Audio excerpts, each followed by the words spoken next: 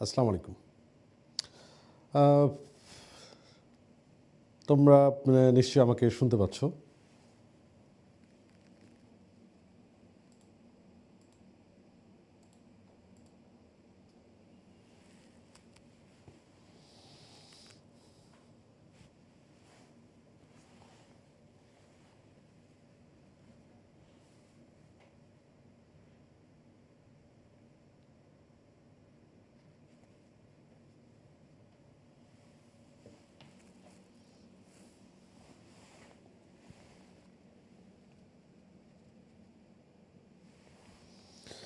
Thank you second timer এবং অন্য যারা যদি ক্লাস মানবদেহের প্রতিরক্ষা নিয়ে আমরা কিছু কথা বলি এবং আমরা আসলে নেক্সট কী চিন্তা করতেছি তোমাদের জন্য সেগুলো নিয়েও যদি কিছু কথা আসে তাহলে আমার কাছে মনে হয় টোটাল আমাদের এই লম্বা সময়ের প্ল্যান নিয়ে তোমাদের একটা ধারণা পেতে সুবিধা হবে।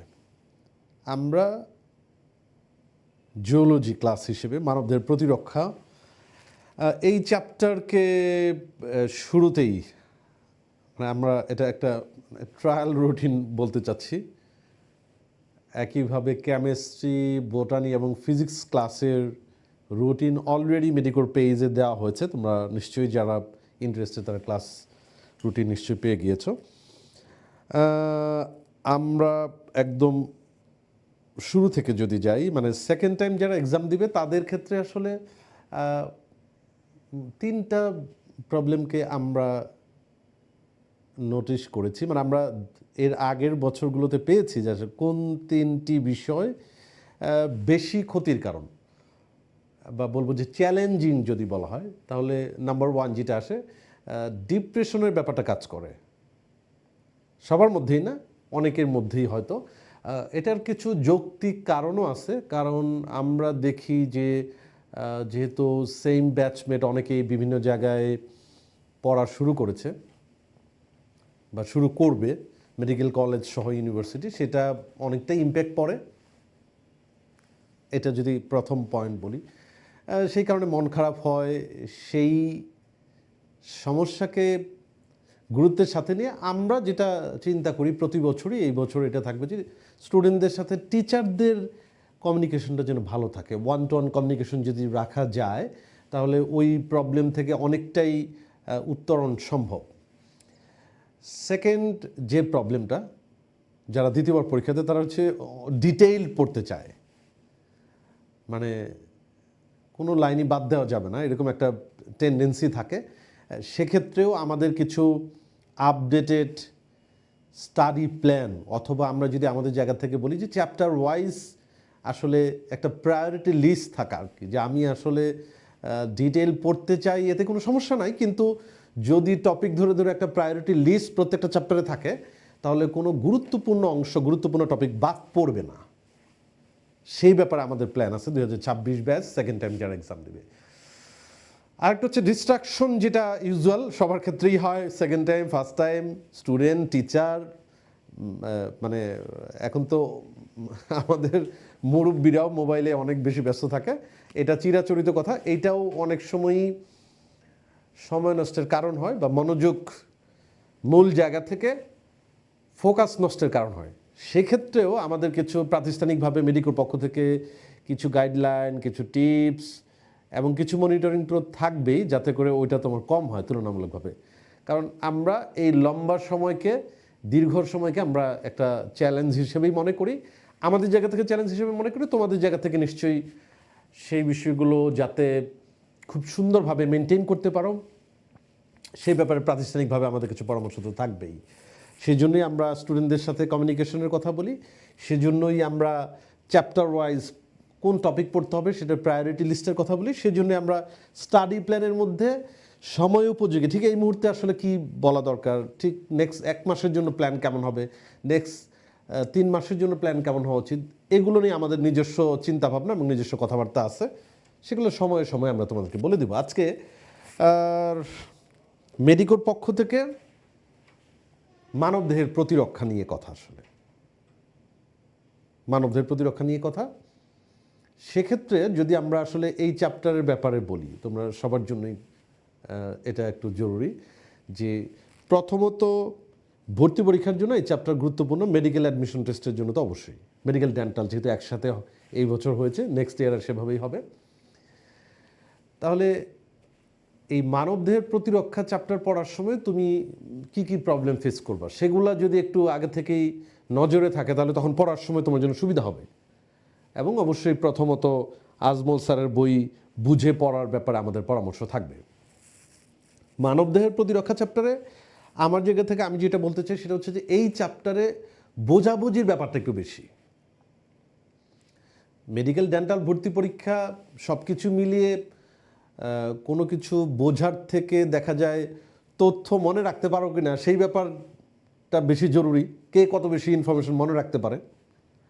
কিন্তু এই চ্যাপ্টারে বোঝাবুঝির ব্যাপারটা বেশি। দ্বিতীয়ত যেটা চ্যালেঞ্জিং সেটা হচ্ছে যে এই চ্যাপ্টারে প্রচুর পরিমাণে মেডিকেল টার্ম বা ইংলিশ টার্ম আছে যেগুলা তোমাকে একটা চ্যালেঞ্জের মধ্যে ফেলবে, তোমাকে একটা মানে বিব্রতকর পরিস্থিতির মধ্যে ফেলবে, মনে হবে যে আমি ভুলে যাচ্ছি, এটা বুঝলাম না বা এটা একটু কঠিন লাগতেছে। হ্যাঁ, তো সেই জন্য আমার কাছে মনে হয় যে আমরা যদি এই চ্যাপ্টার পড়ার ক্ষেত্রে শুরুতেই বোঝার ব্যাপারটা আমাদের কাছে ক্লিয়ার হয়ে যায়, যে যে শব্দগুলো আমাদের কাছে চ্যালেঞ্জিং মনে হবে, কঠিন মনে হবে, সেগুলো যদি আগে একটু পরিচিতিমূলক ধারণা যদি থাকে তাহলে পরবর্তীতে তুমি যখন চ্যাপ্টারের বিভিন্ন টপিকগুলো মুখস্থ করবা, চার্টগুলো পড়বা অথবা পার্থক্যের ছকগুলো পড়বা, তখন কিন্তু তোমার ওই ইনফরমেশনগুলো মনে রাখতে সুবিধা হবে, এমসিকিউ অ্যান্সার বের করতে সুবিধা হবে। রিপিট করি, মানবদেহের প্রতিরক্ষা চ্যাপ্টার তুলনামূলকভাবে জিওলজিতে অন্যান্য চ্যাপ্টারের তুলনায় এটা বোঝার ব্যাপারটা বেশি এবং অনেকগুলা টার্ম আছে যে টার্মগুলা মনে রাখা এটা তুলনামূলকভাবে অন্যান্য চ্যাপ্টার থেকে বেশি। এইগুলো যদি আমরা খেয়াল রেখে পড়া শুরু করি তাহলে যে জিনিসটা দাঁড়াবে সেটার মধ্যে আমরা যাই। খেয়াল করে দেখো, আমরা খেয়াল করি চ্যাপ্টারের নামটা দেখি মানব দেহের প্রতিরক্ষা, তাই না? তাহলে আমরা একটা শব্দের উপরে অ্যাটেনশন দিচ্ছি,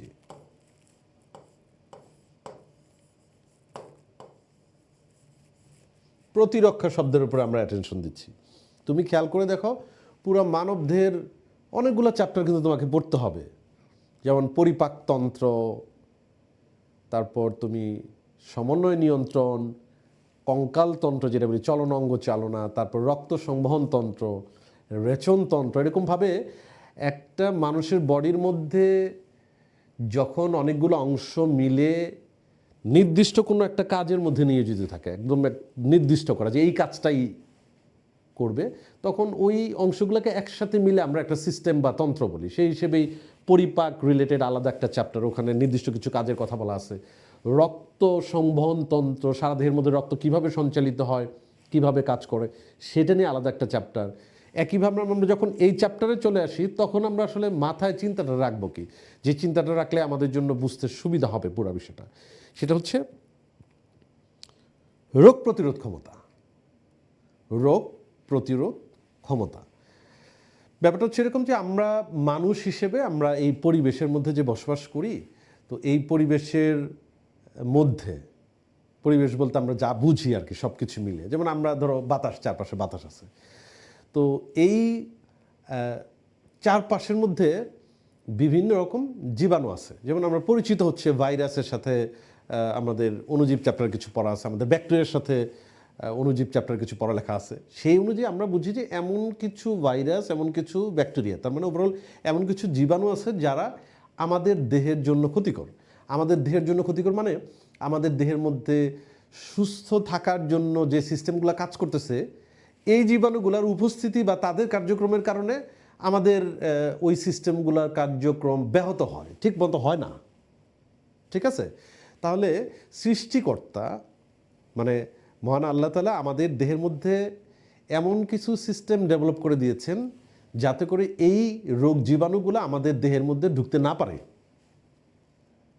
যাতে করে রোগ জীবাণু যদি দেহের মধ্যে ঢুকেই যায় তাহলে সেই রোগ জীবাণু যেন আমাদের দেহের ভিতরে কোনো কার্যক্রমে ব্যাঘাত ঘটাইতে না পারে, কোনো ক্ষতি করতে না পারে। এই যে সিস্টেম মানুষের বডিতে আছে প্রাকৃতিকভাবেই, এবং পরবর্তী সময়ে বিভিন্ন পরিস্থিতির কারণে সিস্টেম ডেভেলপ করছে মানুষের বডির মধ্যে, এটাকে আমরা বলি মানুষের রোগ প্রতিরোধ ক্ষমতা। রোগ প্রতিরোধ ক্ষমতা। তার মানে হচ্ছে যে এমন একটা ক্ষমতা, যে ক্ষমতা থাকার কারণে কোনো জীবাণু আমাদের বডিতে ঢুকলে, বডির মধ্যে আসলে রোগ তৈরি হচ্ছে না, আমাদের কোনো সমস্যা হচ্ছে না। এই যে রোগ প্রতিরোধ ক্ষমতা, এই রোগ প্রতিরোধ ক্ষমতারই একটা সমার্থক শব্দ হচ্ছে প্রতিরক্ষা।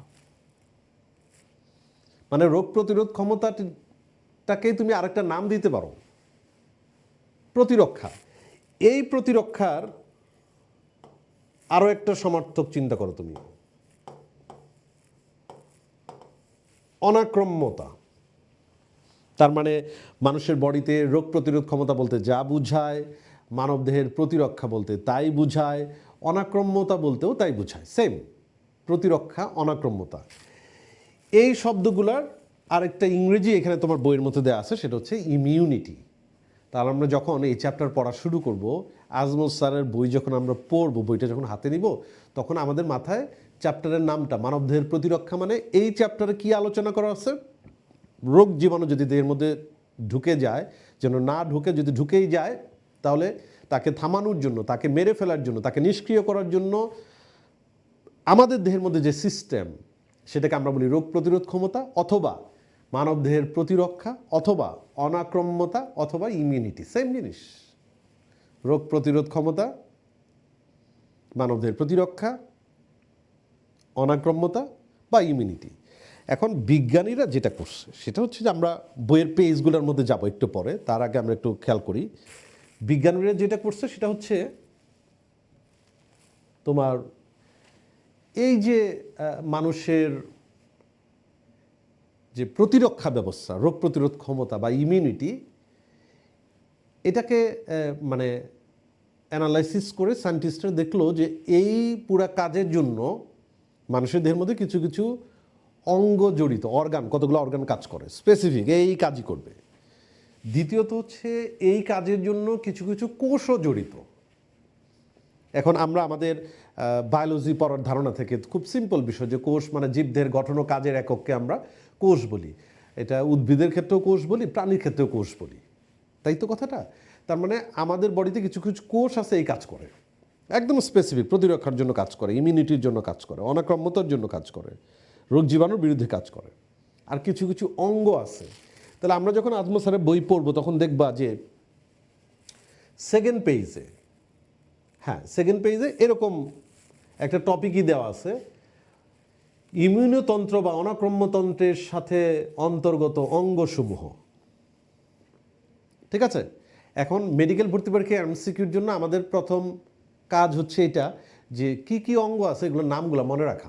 কারণ খুব সিম্পল আসতে পারে যে মানুষের প্রতিরক্ষায় নিয়োজিত অঙ্গ 9 কোনটি, এখান থেকে ধরো 3টা দিয়ে অন্য আরেকটা কিছু দিয়ে দিল, অন্য একটা অঙ্গের নাম দিয়ে দিল, ঠিক আছে। অথবা মানুষের অনাক্রম্যের সাথে জড়িত বা ইমিউনিটির সাথে জড়িত অঙ্গ কোনটি, এইটাই আসতে পারে।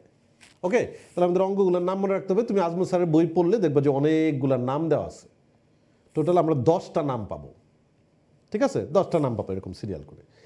এখন তুমি যেভাবে পারো এইগুলা তুমি মনে রাখো, কোনো অসুবিধা নাই, যেভাবে পারা যায় কোনো অসুবিধা নাই। আমি আমি আমার পরামর্শ যেটা, সেটা হচ্ছে যে তুমি যদি এখানে যতগুলো নাম আছে, নামের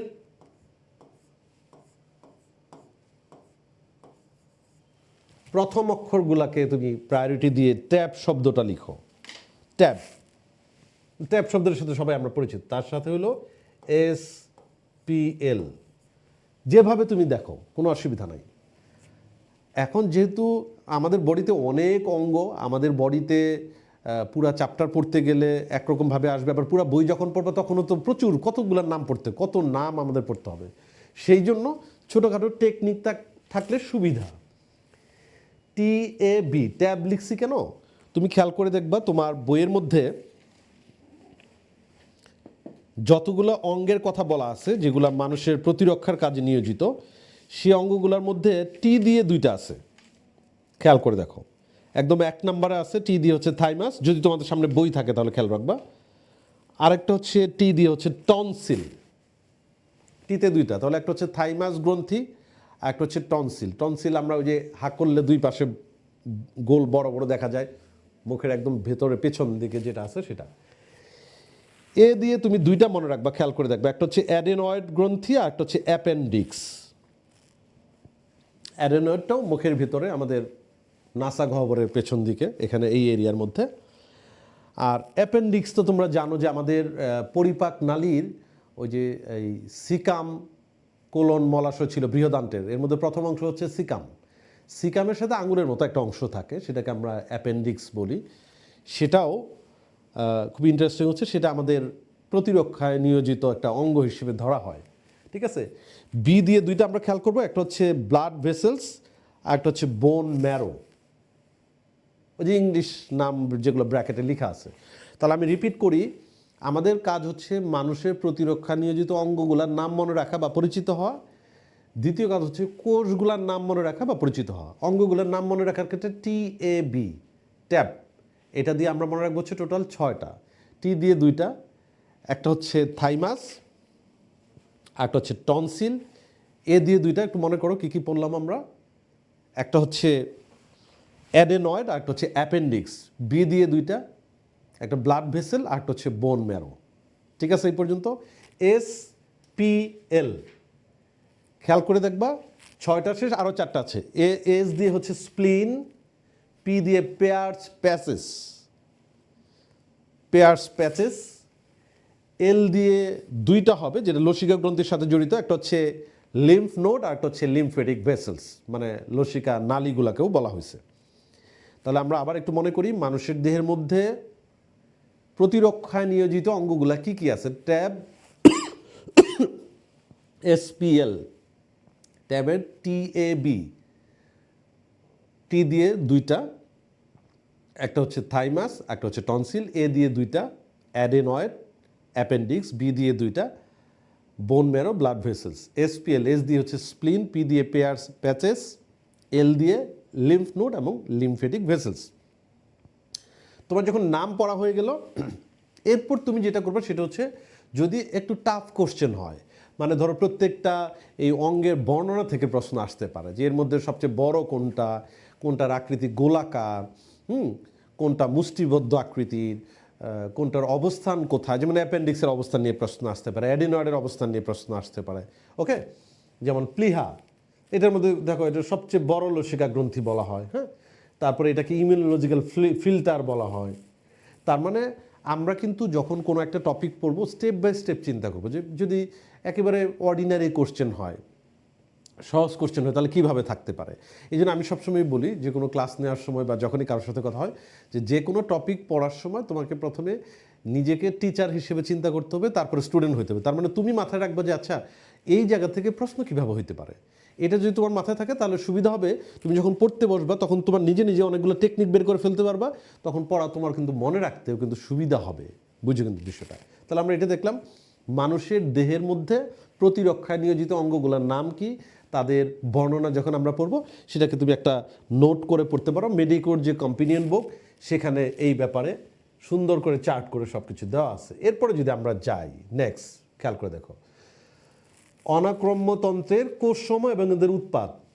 মোট কথা হচ্ছে, আমাদের যে ইমিউনি সিস্টেম বা প্রতিরক্ষা বা অনাক্রম্যতা, এই জায়গায় কি কি কোষ কাজ করে, সেগুলোর নাম মনে রাখতে হবে। সেগুলোর নাম যদি আমরা মনে রাখতে চাই, তাহলে আমরা আসলে কি কি করতে পারি, খেয়াল করে দেখো।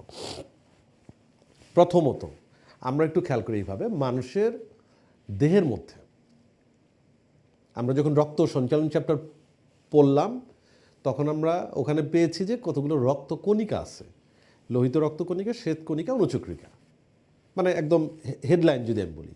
তাহলে তুমি খেয়াল করো যে আমাদের এই চ্যাপ্টারে প্রতিরক্ষায় নিয়োজিত কোষগুলোর নাম যখন আমরা মুখস্থ করব বা মনে রাখবো, তখন প্রথমত খেয়াল করব, এই 3 ধরনের কণিকার মধ্যে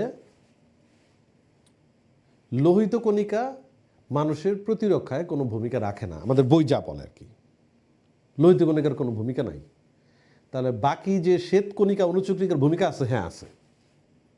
ওকে, তাহলে আমরা প্রথমত এই সিদ্ধান্ত নিলাম বা এইটা আমরা মনে রাখলাম যে মানুষের প্রতিরক্ষার জন্য 3 ধরনের রক্তকণিকার মধ্যে 2টা রক্তকণিকার ভূমিকা আছে, কাজ করে, মানে এটার মধ্যে ইনভলভ। একটা হচ্ছে শ্বেতকণিকা, একটা হচ্ছে অনুচক্রিকা। শেষ। ওকে, এইবার আমরা বইয়ের সাথে মিলিয়ে মিলিয়ে দেখব যে আচ্ছা শ্বেতকণিকা যে বললাম এটার কি কোনো বিস্তারিত আছে কিনা, অনুচক্রিকা যে বললাম এর বাইরে আর কোনো কিছু আছে কিনা। ওকে, তাহলে কোষগুলোর নাম মনে রাখতে সুবিধা হবে। আমরা কিন্তু একবারেই যদি কোনো একটা টপিকের ভেতরে ঢুকে যাই তাহলে কিন্তু বুঝতেও সমস্যা হয়, মনে রাখতেও সমস্যা হয়। আমরা একেবারে উপর থেকে দেখে আস্তে আস্তে আস্তে আস্তে ডিটেলের মধ্যে যাব, এটাই পড়ার স্টাইল হওয়া উচিত। তুমি মানবদেহের প্রতিরক্ষা চ্যাপ্টার বলো অথবা অন্য যে কোনো চ্যাপ্টারই বলো, ইভেন কেমিস্ট্রি ফিজিক্স যাই বলো, আগে শুরু থেকে দেখে তারপরে আমরা যদি ডিটেইলে যাই তাহলে যে কোনো কিছু আয়ত্তে নেওয়াটা তোমার জন্য সহজ হবে। সেই হিসেবে যদি আমরা বলি, খেয়াল করে দেখো, আমরা বলছি কি শ্বেত রক্তকণিকা যা আছে তারা মোটা দাগে আমরা বললাম যে মানুষের প্রতিরক্ষায় নিয়োজিত কোষগুলো হচ্ছে শ্বেত রক্তকণিকা। এখন তুমি খেয়াল করে দেখো শ্বেত রক্তকণিকাগুলার প্রকারভেদ তোমার পড়া হয়েছে, সবারই কম বেশি পড়া হয়েছে। তোমার মনে আছে কি না শ্বেতকণিকাগুলা দুই রকম হয়। কতগুলা শ্বেতকণিকা সাইটোপ্লাজমের মধ্যে দানাদার বস্তু উপস্থিত থাকে, তাদেরকে আমরা দানাযুক্ত শ্বেতকণিকা বলি বা গ্র্যানিউলোসাইট বলি। আর কতগুলোর মধ্যে কোনো দানা থাকে না, দানা থাকে না, দানা অ্যাবসেন্ট থাকে। অ্যাবসেন্ট থাকা বা অনুপস্থিত থাকা মানে আমরা এ দিয়ে বা এ দিয়ে উচ্চারণ করি, যেমন অ্যাগ্রানিউলোসাইট। সিলোম না থাকলে আমরা অ্যাসিলোমেট বলি। যদি কোনো ব্যাকটেরিয়ার চারপাশে কোনো ফ্লাজেলা না থাকে তাহলে আমরা তাকে অ্যাট্রাইকাস ব্যাকটেরিয়া বলি, এরকম অ্যাবসেন্ট বুঝাই আমরা, ঠিক আছে। অ্যাগ্রানিউলোসাইট মানে গ্র্যানিউলস নাই, দানা নাই। তোমার নিশ্চয়ই মনে আছে যে দানাহীন শ্বেতকণিকা দুইটা, একটা হচ্ছে লিম্ফোসাইট আর একটা হচ্ছে মনোসাইট। Lymphocyte, monocyte. আর দানাযুক্ত শ্বেতকণিকা তিনটা।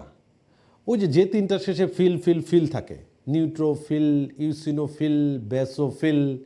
ওকে, তাহলে আমরা মানুষের প্রতিরক্ষা ব্যবস্থায় অনাক্রম্যতন্ত্রের মধ্যে নিয়োজিত কোষগুলোর নাম মনে রাখতেছি। প্রথমেই ধরে নিলাম রক্তকণিকার মধ্যে দুই ধরনের রক্তকণিকা প্রতিরক্ষায় নিয়োজিত কোষ হিসেবে কাজ করে, শ্বেতকণিকা, অনুচক্রিকা।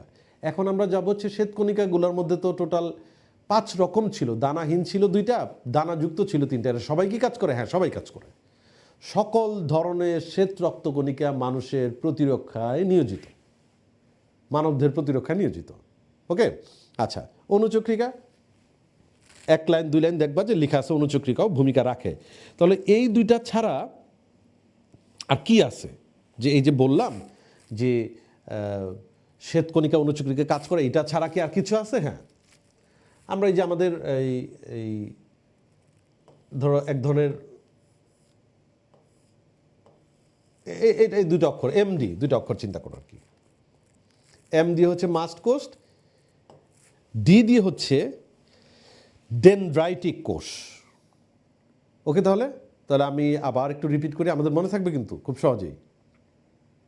মানে এই চ্যাপ্টারে মনে রাখার জন্য যা যা ঝামেলা, আমি একেবারে উপর থেকে তারপরে যাচ্ছি ধীরে ধীরে, তাহলে তোমাদের আর কঠিন লাগবে না আর কি। মুখস্থর জিনিস যেটা, ওটা তুমি করতেই পারবো, অনেক ধরনের ব্যাপার আছে, ওটা তো তোমার জন্য খুব কঠিন কিছু না, ঠিক আছে। তাহলে খেয়াল করো, মানুষের প্রতিরক্ষা নিয়োজিত কোষগুলোর মধ্যে শ্বেতকণিকার যত টাইপ আমরা জানি সবার ভূমিকা আছে। তাহলে যদি বলা হয় যে প্রতিরক্ষার কোষগুলোর নাম বলো, তুমি লিম্ফোসাইট বলবা, মনোসাইট বলবা, নিউট্রোফিল বলবা, ইউসিনোফিল বলবা, বেসোফিল বলবা, সবারই ভূমিকা আছে। ওকে, অনুচক্রিকা বললাম আছে, হালকা, খুব বেশি না, অনুচক্রিকা কিছু কাজ করে। তার সাথে সাথে আমাদের আজমল স্যারের বই অনুযায়ী আমরা আরও 2টা কোষ পাচ্ছি, এমডি এ মাস্ট কোষ, ডি দিয়ে ডেনড্রাইটিক কোষ। ঠিক আছে এই পর্যন্ত? তাহলে এখন কে না পারবে? তুমি খেয়াল করে দেখো, আমরা আজমল স্যারের বই ধরে যখন এই মানবদের প্রতিরক্ষা চ্যাপ্টার শুরু করব, প্রথমে আমরা ফেস করব কি, প্রতিরক্ষা নিয়োজিত অঙ্গ কোনগুলা, কোন কোন অর্গান আছে, প্রতিরক্ষা নিয়োজিত কোষ কোনগুলা, কারা এখানে ভূমিকা রাখতেছে, তারপরে গিয়ে না আমরা এটার আরও বিস্তারিত যাব। তাহলে এটি শেষ। এখন আমার কথা হচ্ছে, এই যে তোমার বইয়ের মধ্যে লিম্ফোসাইট, তুমি টোটাল দেখবে 6টা পয়েন্ট। 2 নাম্বার লিখছে হচ্ছে মনোনিউক্লিয়ার ফ্যাগোসাইট, তারপরে দানাদার লিউকোসাইট। ওকে, কোনো অসুবিধা নাই। এখন আমরা ডিটেল যখন আমরা পড়তে যাই তখন আমরা আসলে কি দেখি, খেয়াল করো। আমরা জানি দানাহীন শ্বেতকণিকা অ্যাগ্রানুলোসাইট হচ্ছে দুইটা, একটা হচ্ছে লিম্ফোসাইট আর একটা হচ্ছে মনোসাইট। ওকে, তার মানে আমরা কোষগুলোর নাম যদি স্পেসিফিক পড়তে চাই তাহলে শ্বেতকণিকার নামগুলো আর একটু ডিটেল জানতে হয়, শ্বেতকণিকার প্রকারভেদগুলো ডিটেল জানতে হয়। তাহলে তোমার মনে আছে কি না দানাহীন শ্বেতকণিকা, দানা যুক্ত শ্বেতকণিকা? তার মধ্যে দানাহীন হচ্ছে দুইটা, একটা হচ্ছে লিম্ফোসাইট আর একটা হচ্ছে মনোসাইট। আর দানাযুক্ত শ্বেতকণিকাগুলো কি কি, যেগুলো নামের শেষে ফিল ফিল আছে, ইউসিনোফিল, বেসোফিল, নিউট্রোফিল, ঠিক আছে? ইউসিনোফিল, বেসোফিল, নিউট্রোফিল, প্রথম অক্ষরগুলো লিখলাম আমরা, মনে থাকবে? তাহলে যে সকল শ্বেতকণিকার নামের শেষে ফিল ফিল থাকে ওগুলোর মধ্যে দানা আছে, ফিল না থাকলে দানা নাই। লিম্ফোসাইট মনোসাইটের মধ্যে কোনো দানা নাই। এখন কিছু কিছু ব্যাপার আছে। কি ব্যাপার আছে? এই যে লিম্ফোসাইট আমরা বললাম, লিম্ফোসাইটের এখানে কি কথা কি শেষ? না, কারণ আমাদের মনে রাখতে হবে এই লিম্ফোসাইটের আবার কতগুলো প্রকারভেদ আছে। সেটা যদি আমরা খেয়াল রাখি তাহলে কোষের নামগুলো মনে রাখতে কোনো সমস্যা হবে না। লিম্ফোসাইটের কতগুলো প্রকারভেদ আছে। কি কি প্রকারভেদ আছে আমরা মনে রাখবো? প্রথমে হচ্ছে বি লিম্ফোসাইট, তারপর হচ্ছে টি লিম্ফোসাইট, আরেকটা হচ্ছে ন্যাচারাল কিলার সেল। ওকে, তাহলে খেয়াল করো, আমরা বলতে চাচ্ছি বা মনে রাখতে চাচ্ছি মানুষের প্রতিরক্ষায় নিয়োজিত কোষগুলোর নাম কি কি। আমরা লিম্ফোসাইট শব্দটার সাথে পরিচিত। লিম্ফোসাইট এটা হচ্ছে দানাহীন শ্বেতকণিকা। এই লিম্ফোসাইটের আবার প্রকারভেদ আছে, 3 প্রকার আমরা মনে করব। বি লিম্ফোসাইট, টি লিম্ফোসাইট, আর হচ্ছে এনকে মানে ন্যাচারাল কিলার সেল, যেটাকে বাংলায় সহজাত মারণ কোষ বলে। ওকে, বোঝা গেছে এই পর্যন্ত? ঠিক আছে। এখন এই বি লিম্ফোসাইটের মধ্যে কি আর অতিরিক্ত কিছু আছে কিনা, টি লিম্ফোসাইটের মধ্যে অতিরিক্ত কিছু আছে কিনা, ন্যাচারাল কিলার সেলের মধ্যে আবার পরে কিছু আছে কিনা, সেটাও যদি এখন একটু জেনে রাখি, সেটা আমার কাছে মনে হয় তোমাদের বুঝতে সুবিধা হবে।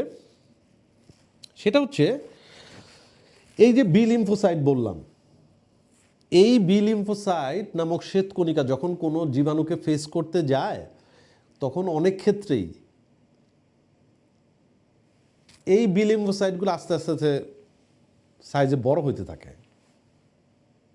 বুঝো কিন্তু কথাটা, বি লিম্ফোসাইট আস্তে আস্তে বড় হইতে থাকবে, একদম আকৃতিতে বড় হয়ে গেল, কারণ যেন বেশি সংখ্যক জীবাণুকে যেন ফেস করতে পারে। ওকে, যখন বি লিম্ফোসাইট আকৃতিতে অনেক বড় হয়ে গেল তখন ওই বি লিম্ফোসাইটের নাম একটু চেঞ্জ হয়ে গেল, নতুন একটা নামে আমরা ডাকবো, সেটা হচ্ছে প্লাজমা কোষ বলে। বই পড়তে গেলে কিন্তু এই শব্দগুলো আসবে, প্লাজমা কোষ। ওকে, তাহলে বি লিম্ফোসাইটকেও তুমি প্রতিরক্ষার অংশ বলবা, প্লাজমা কোষকেও বলবা। আমরা কোষীয় পর্যায়েই তো আছি, তাই না? এই যে টি লিম্ফোসাইট, এই টি লিম্ফোসাইটের কি আরও কোনো প্রকারভেদ আছে বা কোনো ভাগ আছে? হ্যাঁ আছে। ওই যে এইচএসসি পরীক্ষা না আমরা বলি, এইচএসসি।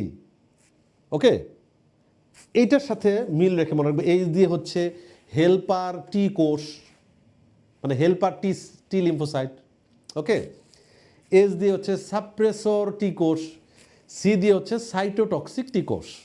তাহলে যখনই এই শব্দগুলো কোথাও আসবে, হেল্পার টি কোষ, সাপ্রেসর টি কোষ, সাইটোটক্সিক টি লিম্ফোসাইট ও টি কোষ, যেটাই বলি, এগুলো সবগুলোই প্রতিরক্ষা নিয়োজিত অংশ, প্রতিরক্ষা নিয়োজিত কোষ। ওকে, ন্যাচারাল কিলার সেল যেটা, এটার কোনো প্রকারভেদ বা টাইপ নিয়ে আমাদের বইয়ের মধ্যে কোনো কথা নাই। তাহলে আমরা আবার ফেরত আসি এখানে। আমরা শুরু করছিলাম এইভাবে, রক্তের মধ্যে যেহেতু খেলা, প্রতিরক্ষা নিয়োজিত খেলা, অতএব রক্তের যে কোষগুলো আছে তারা সবাই কি প্রতিরক্ষায় অনাক্রম্যতায় ভূমিকা রাখে, ইমিউনিটিতে ভূমিকা আছে? না। লোহিত কণিকার কোনো কথা বইয়ের মধ্যে লেখা নাই। আছে কার কার কথা? শ্বেতকণিকা, অনুচক্রিকা। শ্বেতকণিকা যেটা, শ্বেত রক্তকণিকা, সেটাকে কিন্তু ইংলিশ টার্মে লিউকোসাইট বলে। লিউকোসাইট, শ্বেতকণিকা বা লিউকোসাইট। এই শ্বেতকণিকার আবার টাইপ আছে, দানাহীন 2টা, লিম্ফোসাইট, মনোসাইট, দানাযুক্ত 3টা, ইসোনোফিল, বেসোফিল, নিউট্রোফিল। এরা সবাই প্রতিরক্ষা নিয়োজিত কোষ, কারো ভূমিকা কম, কারো বেশি। কেউ নিজে নিজেই মারামারি করে, কেউ হচ্ছে দূর থেকে গুলি করে। যেভাবেই হোক শত্রুপক্ষকে মারতে হবে, ঠিক আছে? যেভাবেই হোক। তাহলে নামগুলো আমরা ক্লিয়ার না এখানে? লিম্ফোসাইটের মধ্যে আসছি, খেয়াল করো। লিম্ফোসাইটের ব্যাপারে কথা শেষ, কিন্তু লিম্ফোসাইটের ব্যাপারে পরিচিতি শেষ। লিম্ফোসাইট 3 প্রকার, বি, টি, ন্যাচারাল কিলার সেল। বি লিম্ফোসাইটের মধ্যে আবার আরেক অদ্ভুত নাম চলে আসে, প্লাজমা কোষ। কেন? বি লিম্ফোসাইট ঠিক আছে, কিন্তু বেশি জীবাণুকে মারতে হবে, অতএব সাইজ একটু আমি বড় হয়ে খেয়ে দিয়ে জিম টিম করে একটু মাসেল টাসেল হইলে বড় হইলাম, তখন আমার নাম হয়ে গেলো হচ্ছে প্লাজমা কোষ। টি লিম্ফোসাইট 3 প্রকার, এইচএসসি দিয়ে, এইচ দিয়ে হেল্পার টি কোষ, এস দিয়ে সাপ্রেসর টি কোষ, সি দিয়ে সাইটোটক্সিক টি কোষ। পরিচিতি পর্ব কিন্তু শেষ। এখন হেল্পার, সাপ্রেসর, সাইটোটক্সিক নামগুলো এরকম কঠিন হইলো কেন, সহজ কেন হইলো না, এই নিয়ে তো আমরা আসলে কোনো দ্বন্দ্ব করতে পারবো না।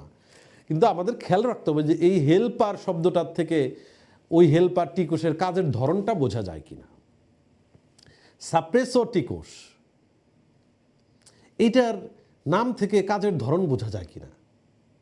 সাপ্রেসর, সাপ্রেশন, দমন করে রাখা।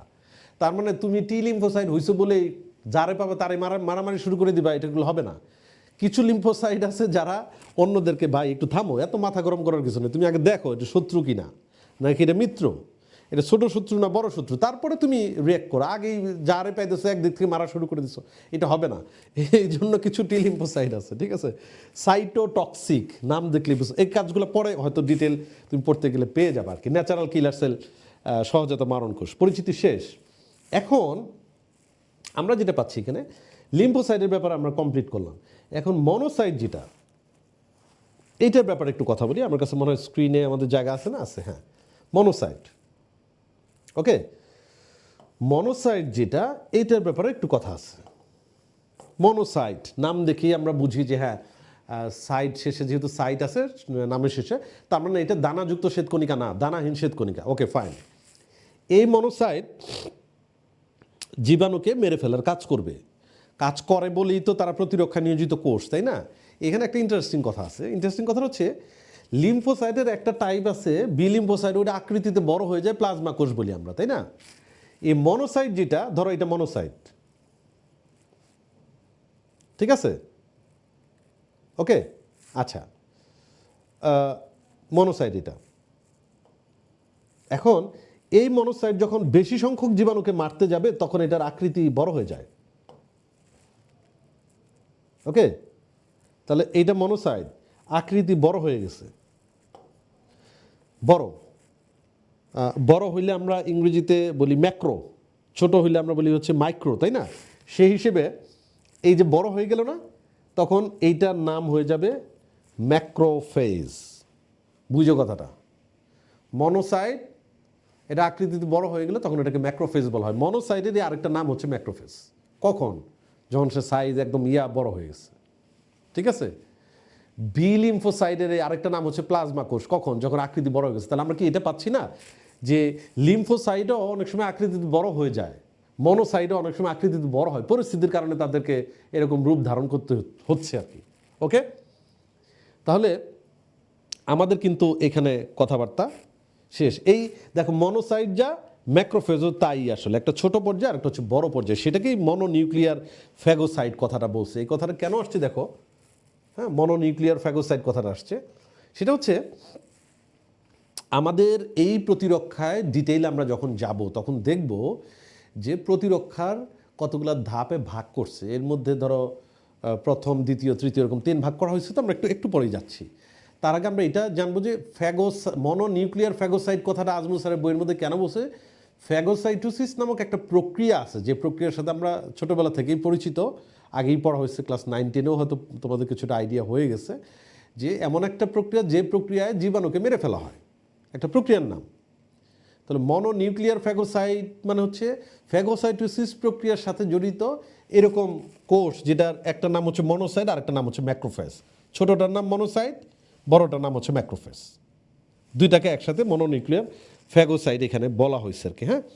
যদিও মোস্ট ইম্পর্ট্যান্ট মেডিকেল ভর্তি পরীক্ষার জন্য যে এই যে ম্যাক্রোফেজ বললাম আকৃতিতে বড়, এইটা কি শুধুমাত্র শরীরের নির্দিষ্ট কোনো জায়গার মধ্যে থাকে? না, আমরা একটু খেয়াল করব। রক্তস্রোতের মধ্যে ঘুরতেছে ঘুরতেছে ঘুরতেছে রক্তস্রোতে বাহিত হচ্ছে মনোসাইট, ঠিক আছে। কিন্তু টিস্যুর ভিতরে কোনো একটা অর্গানের ভিতরে গিয়ে বসে আছে দারোয়ান, মানে ধরো সিকিউরিটির মতো আর কি, সিকিউরিটি গার্ড হিসেবে বসে আছে ম্যাক্রোফেজ। বডির বিভিন্ন অর্গানের মধ্যে এরকম অবস্থান আছে, এবং তখন ওই ম্যাক্রোফেজকে ভিন্ন ভিন্ন নামে ডাকা হয়। তার মানে ধরো আমাদের সোসাইটির মধ্যে একটা রাষ্ট্র চলার জন্য বিভিন্ন ধরনের সিকিউরিটি ফোর্স আছে। ধরো মানে ধরুন সিকিউরিটি ফোর্স হিসেবে আমরা র্যাবকে বলি, একটা আলাদা জায়গায় তাদের কাজগুলা ডিফারেন্ট, তাদের জায়গা অফিস ডিফারেন্ট, আবার পুলিশ তাদের কাজ ডিফারেন্ট, তাদের জায়গা ডিফারেন্ট। ঠিক সেমভাবেই আমাদের এই ম্যাক্রোফেজগুলা শরীরের বিভিন্ন জায়গায় থাকে, তখন তাদেরকে ভিন্ন ভিন্ন নামে বলা হয়। দেখো সবাই সিকিউরিটি ফোর্স, কিন্তু আমরা কাউকে পুলিশ বলতেছি, কাউকে তোমার র্যাব বলতেছি, কাউকে ধরো এপিবিএন বলতেছি, কাউকে হয়তো ধরো মানে আনসারদের হয়তো কিছু স্পেসিফিক কাজ থাকে, এরকম ভিন্ন ভিন্ন নাম আছে না? সেমভাবে এই ম্যাক্রোফেজগুলো বিভিন্ন জায়গায় থাকে, তাদের আলাদা আলাদা নাম আছে। তুমি পড়ে দেখবা, খুব ইম্পর্টেন্ট। এর আগে প্রশ্ন আসছে যে যকৃতের মধ্যে যখন থাকে তখন আমরা এটাকে বলি হচ্ছে কুফার কোষ, ম্যাক্রোফেজ। কিন্তু যকৃতের মধ্যে গিয়ে বসে আছে তখন তাকে নাম দেওয়া হয়েছে কুফার কোষ। একইভাবে তুমি যখন কানেকটিভ টিস্যু বলবা তখন তার নাম দেওয়া হয়েছে হিস্টিওসাইট। হ্যাঁ, তারপরে আমাদের বোনসের মধ্যে অস্থির মধ্যে আছে অস্টিওক্লাস্ট নাম দেওয়া হচ্ছে। ওকে, বৃক্কের মধ্যে মেসেঞ্জিয়াল কোষ, মস্তিষ্ক ব্রেনের মধ্যে মাইক্রোগ্লিয়া বা মাইক্রোগ্লিয়াল কোষ বলা হচ্ছে। মাইক্রোগ্লিয়া ওই যে নিউরনকে সাপোর্ট দেয় যেসব কোষ, কতগুলো আছে না, অলিগোডেন্ড্রোসাইট, অ্যাস্ট্রোসাইট, মাইক্রোগ্লিয়া আছে। মাইক্রোগ্লিয়া কিন্তু এক ধরনের ম্যাক্রোফেজ। তাহলে আমি আবার ফেরত আসি, আমরা মনোসাইট শব্দটা দেখে বুঝতে পারলাম এটা হচ্ছে দানাহীন শ্বেতরক্তকণিকা। এই মনোসাইটের আকৃতি যখন বড় হয়ে যায়, ম্যাক্রো হয়ে যায়, তখন তাকে আমরা ম্যাক্রোফেজ বলি। এই ম্যাক্রোফেজগুলা কোথায় তৈরি হয়, কোথায় গিয়ে অবস্থান করে, বডির বিভিন্ন জায়গায় গিয়ে সিকিউরিটির দায়িত্ব নিচ্ছে। যকৃতের মধ্যে গিয়ে বসে আছে, জীবাণু আসলেই মনে করো তাকে মেরে ফেলার কাজ করবে, ফ্যাগোসাইটোসিস প্রক্রিয়াতে অফকোর্স, কিন্তু ওটার নাম হচ্ছে কুফার কোষ।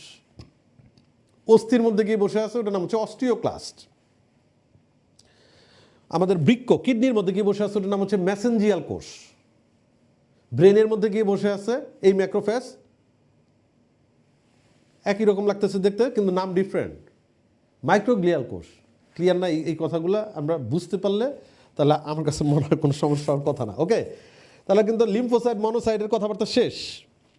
এর সাথে আমরা কি পড়লাম, তোমার এই যে মাস্ট কোষ আর হচ্ছে ডেনড্রাইটিক কোষ। মাস্ট কোষ নিয়ে তেমন কোনো কিছু নেই, এখানে অ্যালার্জি সৃষ্টির জন্য দায়ী এরকম একটা কথা লেখা আছে। ডেনড্রাইটিক কোষ নিয়ে কথা আছে, ঠিক আছে? এই ডেনড্রাইটিক কোষগুলার 3-4টা নাম আছে, ওটাও দেখবা। এর আগে এখান থেকে এমসিকিউ আসছে।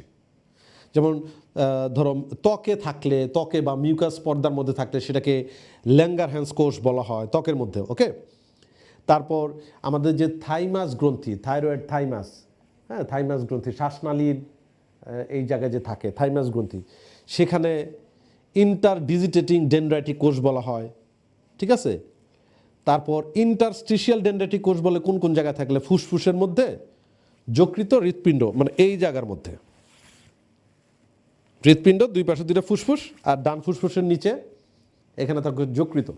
এই 3টা জায়গার মধ্যে ইন্টারস্টিশিয়াল ডেনড্রাইটিক কোষ বলি, ঠিক আছে? আর থাইমাসের মধ্যে ইন্টারডিজিটেটিং ডেনড্রাইটিক কোষ বলি। আর ত্বকে বা মিউকাস পর্দা, শরীর যেসব জায়গা আছে সেখানে আমরা বলি হচ্ছে ল্যাঙ্গারহ্যান্স কোষ। তাহলে কিন্তু আমরা মোটামুটি ডিটেইলের যদি বলি, আমাদের কিন্তু শরীরের কোন কোন কোষগুলা মানুষের প্রতিরক্ষা নিয়ে যেতে এটা কমপ্লিট। আমরা যদি এরপরে যদি আমরা যাই, তাহলে আমরা কি করব, কি চিন্তা করব, বোঝার কি ব্যাপার আছে, খেয়াল করে দেখো।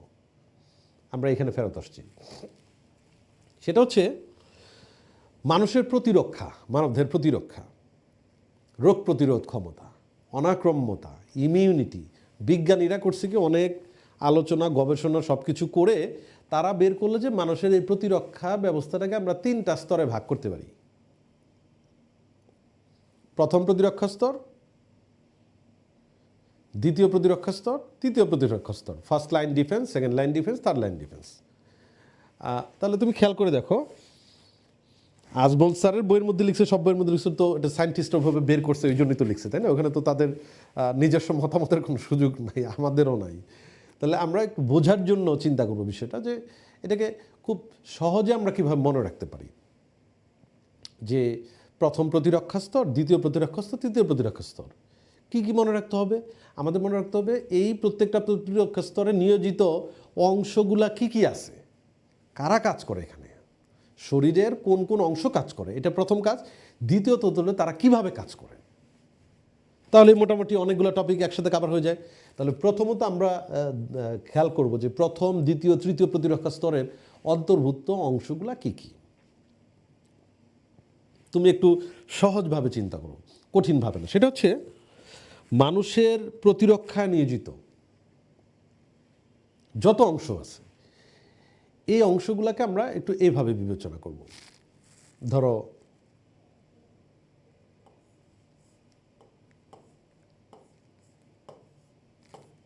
রক্ত চিন্তা করতেছি, হ্যাঁ,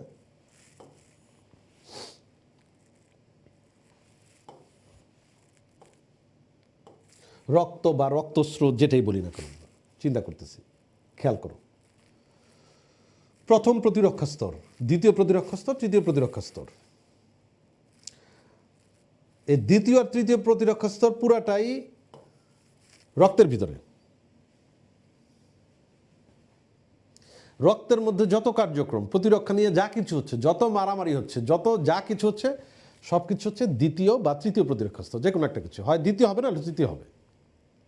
দ্বিতীয় এবং তৃতীয় প্রতিরক্ষা স্তর পুরাটাই রক্তের ভিতরে। তার মানে আমি জিনিসটাকে এইভাবে বলি, খেয়াল করো, আমাদের দেহের গঠনটা ঠিক এরকম, আমাদের দেহের গঠনটা ঠিক এরকম যে দেহের ভেতরে রোগ জীবাণু যেন প্রবেশ করতে না পারে। দেহের ভিতরে প্রবেশ করা বলতে আসলে আমরা কোথায় প্রবেশ করা বুঝবো? দেহের ভিতর বলতে আমরা কি বুঝবো? আমরা আপাতত মাথায় রাখবো রক্তস্রোত বা রক্ত। জীবাণু যদি রক্তের মধ্যে ঢুকে যায় তাহলে তখন আমরা মনে করব দ্বিতীয় আর তৃতীয় প্রতিরক্ষা স্তরকে ভূমিকা রাখতে হবে। রক্তের মধ্যে ঢুকতে পারে না, তাহলে প্রথম প্রতিরক্ষা স্তর কাজ করতেছে। তাহলে তুমি খেয়াল করে দেখো, প্রথম প্রতিরক্ষা স্তরে মানুষের রোগ প্রতিরোধ ক্ষমতার জন্য, প্রতিরক্ষার জন্য সবচেয়ে বড় ভূমিকা পালন করা হচ্ছে, আমাদের পুরো বডিটা একটা কাভারিংয়ের মধ্যে আছে যেটা দিয়ে, সেটা হচ্ছে ত্বক।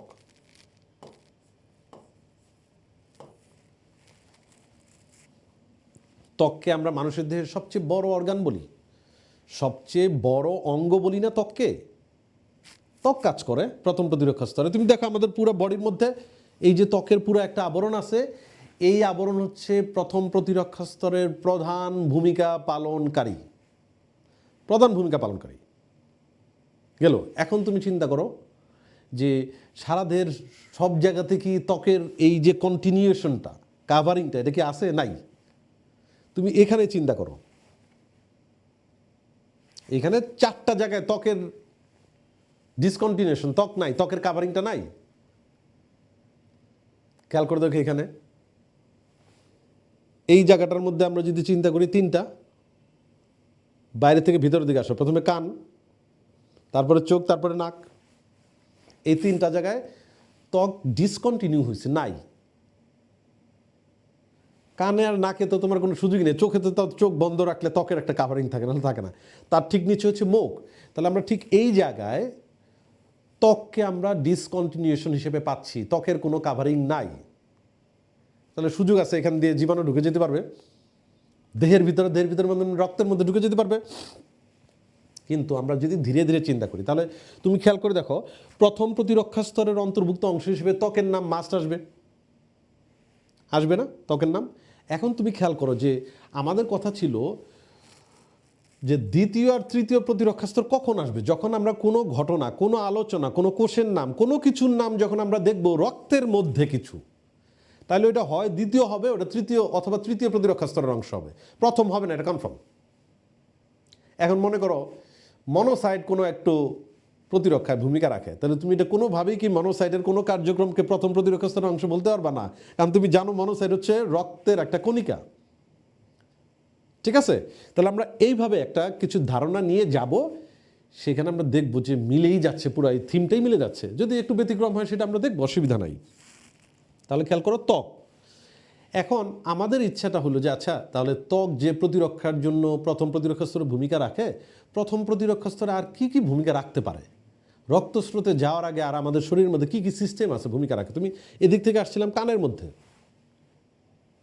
কানের এই যে বহি অডিটরি মিটাস, এই জায়গায় তো কিছু গ্রন্থি থাকে, ঠিক আছে, সেরোমিনাস গ্রন্থি, সেখান থেকে সেরুমেন নিঃসৃত হয়, এরা জীবাণুকে আটকে দেওয়ার কাজ করে। তাহলে ওইটা একটা প্রথম প্রতিরক্ষা স্তরের অংশ হবে। সেরোমিনাস গ্রন্থিকে আমরা প্রথম প্রতিরক্ষা স্তরের অংশ বলবো না?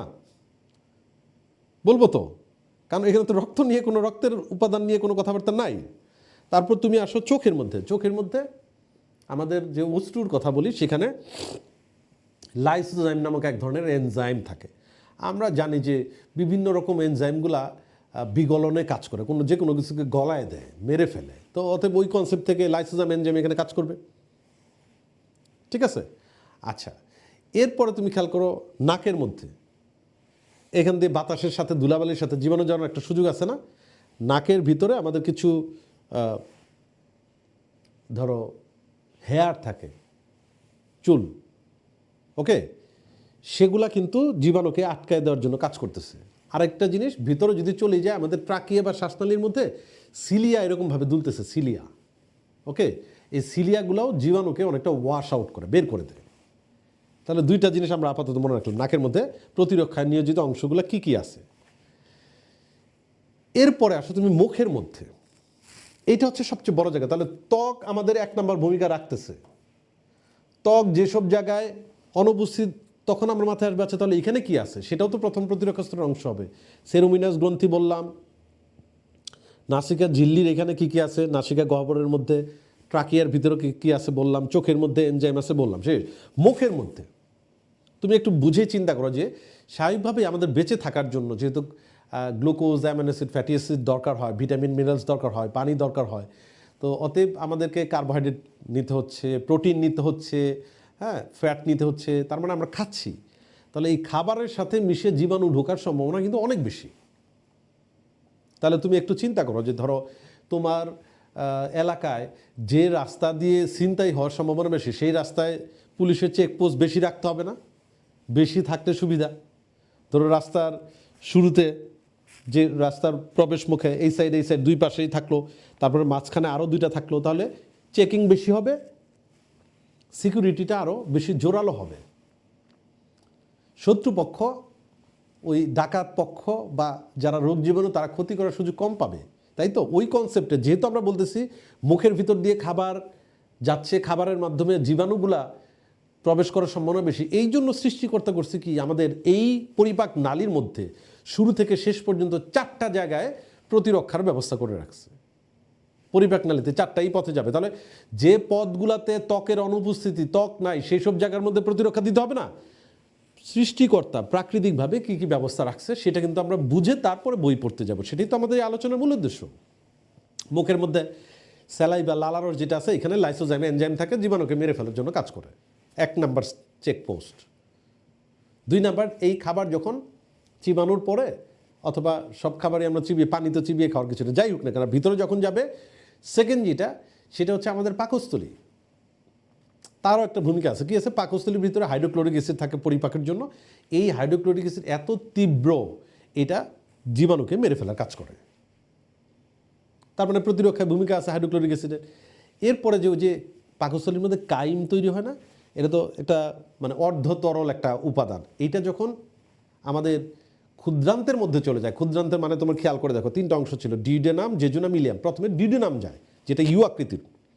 এই ডিউডেনামের মধ্যে দেখো, পাকস্থলীতে অ্যাসিডিক পরিবেশের কারণে জীবাণু মরে গেল, ডিউডেনামের ভিতরে গিয়ে ক্ষারীয় পরিবেশের কারণে জীবাণু মরে যায়। এখন ক্ষারীয় পরিবেশ কোত্থেকে আসছে? তোমার যতটুকু পড়া আছে নিশ্চিত ধারণা আছে যে যকৃত থেকে উৎপন্ন পিত্ত রসটা কিন্তু ডিউডেনামে এসে একটা ক্ষারীয় পরিবেশ তৈরি করে। তাহলে রোগ জীবাণু যখন ঢুকবে, একবার এদিকে মারবে, ডিউডেনামে যাওয়ার পর আবার এদিক দিয়ে মারা হবে। তার মানে একবার অ্যাসিডিক পরিবেশে মারা হয়, তারপর বেসিক পরিবেশে, অম্লীয় পরিবেশ, ক্ষারীয় পরিবেশ। তাহলে ওখানে 2টা। তাহলে মুখের মধ্যে 1 নম্বর স্টেশন চেকপোস্ট, পাকস্থলীতে 2য় চেকপোস্ট, জীবাণু আরও মরবে, ডিউডেনামে গিয়ে আরেকটা চেকপোস্ট, ক্ষারীয় পরিবেশে মরবে। তারপরে যখন চলে যাবে পরবর্তী অংশগুলোর মধ্যে, বিশেষ করে তুমি ধরো আমরা যদি কোলনের কথা বলি, সিকাম কোলনের কথাগুলো বলি, ওই জায়গার মধ্যে কিছু মিথজীবী ব্যাকটেরিয়া থাকে। মিথজীবী ব্যাকটেরিয়া, মিথজীবী শব্দটা আসছে মিতালি থেকে, মিতালি মানে বন্ধুত্ব। এই মিথজীবী ব্যাকটেরিয়াগুলা ক্ষতিকারক ব্যাকটেরিয়ার বিরুদ্ধে কাজ করে, ওগুলোর সাথে একটা যুদ্ধ চলে, ফাইট চলে। মিথজীবী ব্যাকটেরিয়া বলা যায় তোমাদেরকে তো চিনি না, তোমরা কোত্থেকে আসছো, মারামারি চলতেই থাকে। তাহলে ওইটাকে আমরা 4 নম্বর চেকপোস্ট ধরতে পারি। তাহলে আমরা আবার ফেরত আসি, মানুষের প্রতিরক্ষা চ্যাপ্টার আমরা পড়তেছি। আমরা বিজ্ঞানীদের মতো করে বইয়ের ভাষায় চিন্তা করে দেখলাম যে প্রতিরক্ষা ব্যবস্থাটা 3টা স্তর আছে, প্রথম, দ্বিতীয়, তৃতীয়।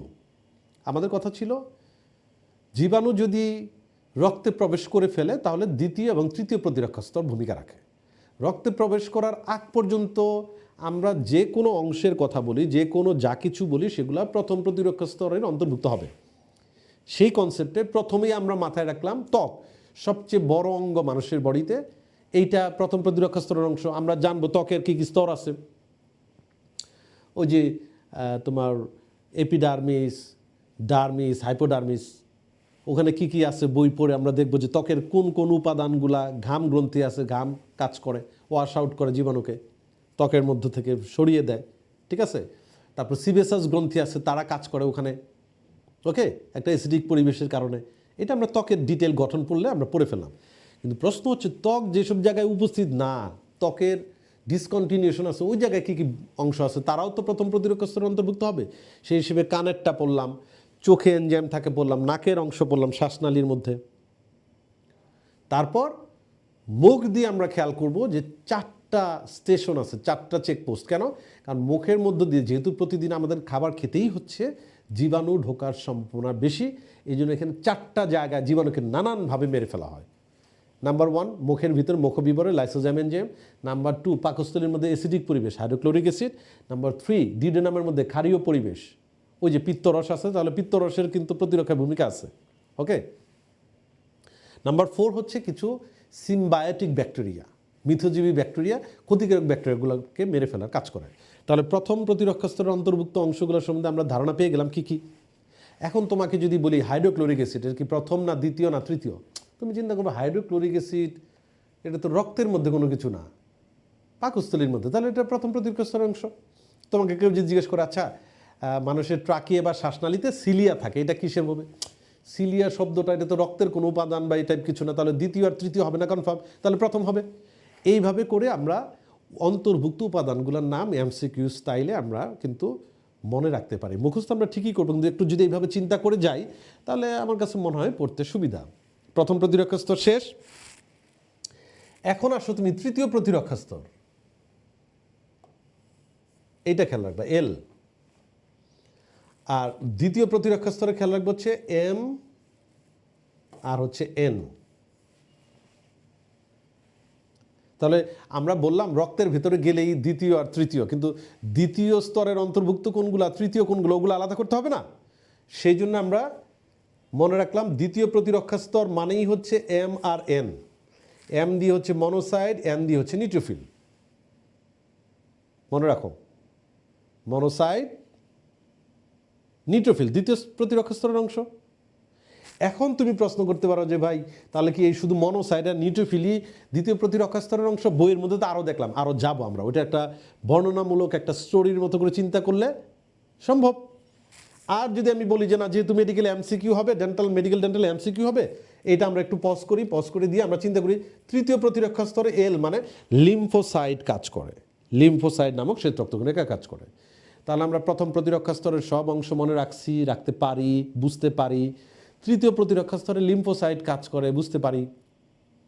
প্রথমও জানি, তৃতীয় জানি। এর বাইরে ইট, বালি, পাথর, টেবিল, চেয়ার, ফ্যান যা আছে তোমার সামনে, মোবাইল থেকে শুরু করে সব কিছুকে তুমি দ্বিতীয় প্রতিরক্ষা স্তর চিন্তা করো, অসুবিধা কি? যদি মনে করো বিপদে পড়ে গেছো আর কি। এমসিকিউ তো 4টা অপশন, তো তাহলে প্রথম যদি জানি, তৃতীয় যদি জানি, দ্বিতীয় আমরা কম জানলেও তো অসুবিধা নাই, ওকে। এইভাবে আমরা এখন তুমি লিম্ফোসাইটের ব্যাপারে আসলে কি কি জানো? লিম্ফোসাইটের ব্যাপারে জানো আপাতত যে অ্যান্টিবডি, এই শব্দটার সাথে পরিচিত, এই কারণে রক্ত সঞ্চালন চ্যাপ্টারের মধ্যে তুমি পড়ছো যে লিম্ফোসাইট নামক শ্বেতকণিকা অ্যান্টিবডি তৈরি করার মাধ্যমে জীবাণুকে ধ্বংস করে। আমরা এটা একটা সিকোয়েন্স ধরে একটু যদি স্টোরির মতো করে চিন্তা করি তাহলে বুঝতে অন্তত কোনো সমস্যা হবে না, মুখস্থ করতে অন্তত কোনো সমস্যা হবে না, এমসিকিউ অ্যান্সার করতেও সমস্যা হবে না। খেয়াল করে দেখো, দ্বিতীয় প্রতিরক্ষা স্তরে 2টা অক্ষর মনে রাখছি না, এম আর এন। এরা কি করে? এরা ফ্যাগোসাইটোসিস প্রক্রিয়া জীবাণু ধ্বংস করে। ফ্যাগোসাইটোসিস এই শব্দটা একটু মনে রাখো, ফ্যাগোসাইটোসিস এই শব্দের সাথে তোমরা পরিচিত, জাস্ট একটু এখন যেন অ্যাটেনশন পাও, সেই জন্য এটা আমি লিখলাম। দেখো ফ্যাগোসাইটোসিস, তার মানে তুমি খেয়াল করো মানুষের প্রতিরক্ষায়, মানুষের দেহের মধ্যে দ্বিতীয় প্রতিরক্ষা স্তর মানেই MN, সাথে হলে একটা প্রক্রিয়া, একটা পদ্ধতি, ফ্যাগোসাইটোসিস প্রক্রিয়া। তার মানে আমরা যদি বইয়ের কোনো অংশে, মেডিকেলের MCQ যেখানে ফ্যাগোসাইটোসিস শব্দটা যদি দেখি, এটা কোন স্তরের অংশ? তৃতীয় স্তর। আমরা জানি ফ্যাগোসাইটোসিস প্রক্রিয়ার সাথে জড়িত রক্তকণিকা আছে দুইটা, এই দুইটার মধ্যে একটা দানাহীন আর একটা দানাযুক্ত। দানাহীনটার নাম হচ্ছে মনোসাইট, দানাযুক্তটার নাম হচ্ছে নিউট্রোফিল। মনে থাকবে ইংরেজি অক্ষরের পর পর দুইটা অক্ষর না, IJKLMNOP, MN। তাহলে তোমাকে যদি বলি আচ্ছা মনোসাইট নিউট্রোফিল কোন স্তরের অংশ? দ্বিতীয় স্তর। ফ্যাগোসাইটোসিস কোন স্তরের অংশ? দ্বিতীয় স্তর। পারা যাবে না এগুলা?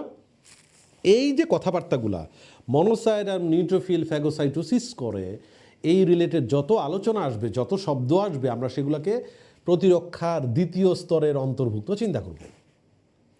আর লিম্ফোসাইট যা করে, লিম্ফোসাইট কি খায়, লিম্ফোসাইট কোথায় যায়, লিম্ফোসাইট কোথায় ঘুমায়, লিম্ফোসাইট কাকে দিয়ে জীবাণুকে মারে, লিম্ফোসাইট জীবাণুর সাথে কোথায় বসে গল্প করে, লিম্ফোসাইট রিলেটেড যা কিছু আসবে সব কিছু তৃতীয় প্রতিরক্ষা স্তরের অংশ আমরা ধরে নিব, সমস্যা নাই, MCQ এগুলো দিয়ে হয়ে যাবে। তারপরে তুমি যদি অতিরিক্ত বুঝতে চাও, আমরা ধীরে ধীরে সেটার মধ্যে যাচ্ছি, খেয়াল করে দেখো। ওকে, আচ্ছা, এখন বোঝার জন্য আমরা একটু চিন্তা করে দেখো। ধরো প্রথম প্রতিরক্ষা স্তর ভেদ করে একটি বা একাধিক দুষ্ট ব্যাকটেরিয়া আমাদের বডির মধ্যে ঢুকে গেছে মনে করো, ঠিক আছে?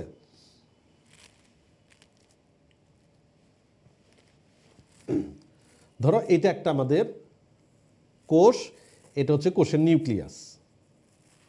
আমি কিন্তু এই চ্যাপ্টার পড়ানোর শুরুতেই বলছিলাম যে তুমি যদি একটু বোঝার ব্যাপারটা ক্লিয়ার থাকে, আর কি পড়তে হবে না পড়তে হবে যদি ক্লিয়ার থাকে, টার্মগুলো ক্লিয়ার থাকে, ঠুস করে মুখস্থ করতে পারবা, আবার হচ্ছে তোমার MCQ অ্যান্সার করতে পারবা, কোনো অসুবিধা নেই। এটাই মূল উদ্দেশ্য ছিল। এই জন্য কিন্তু আমরা বইয়ের পেজগুলোর মধ্যে একটু পরে যাচ্ছি, তখন খালি পেজ এভাবে উল্টাইতে থাকবো, কোনো অসুবিধা নেই।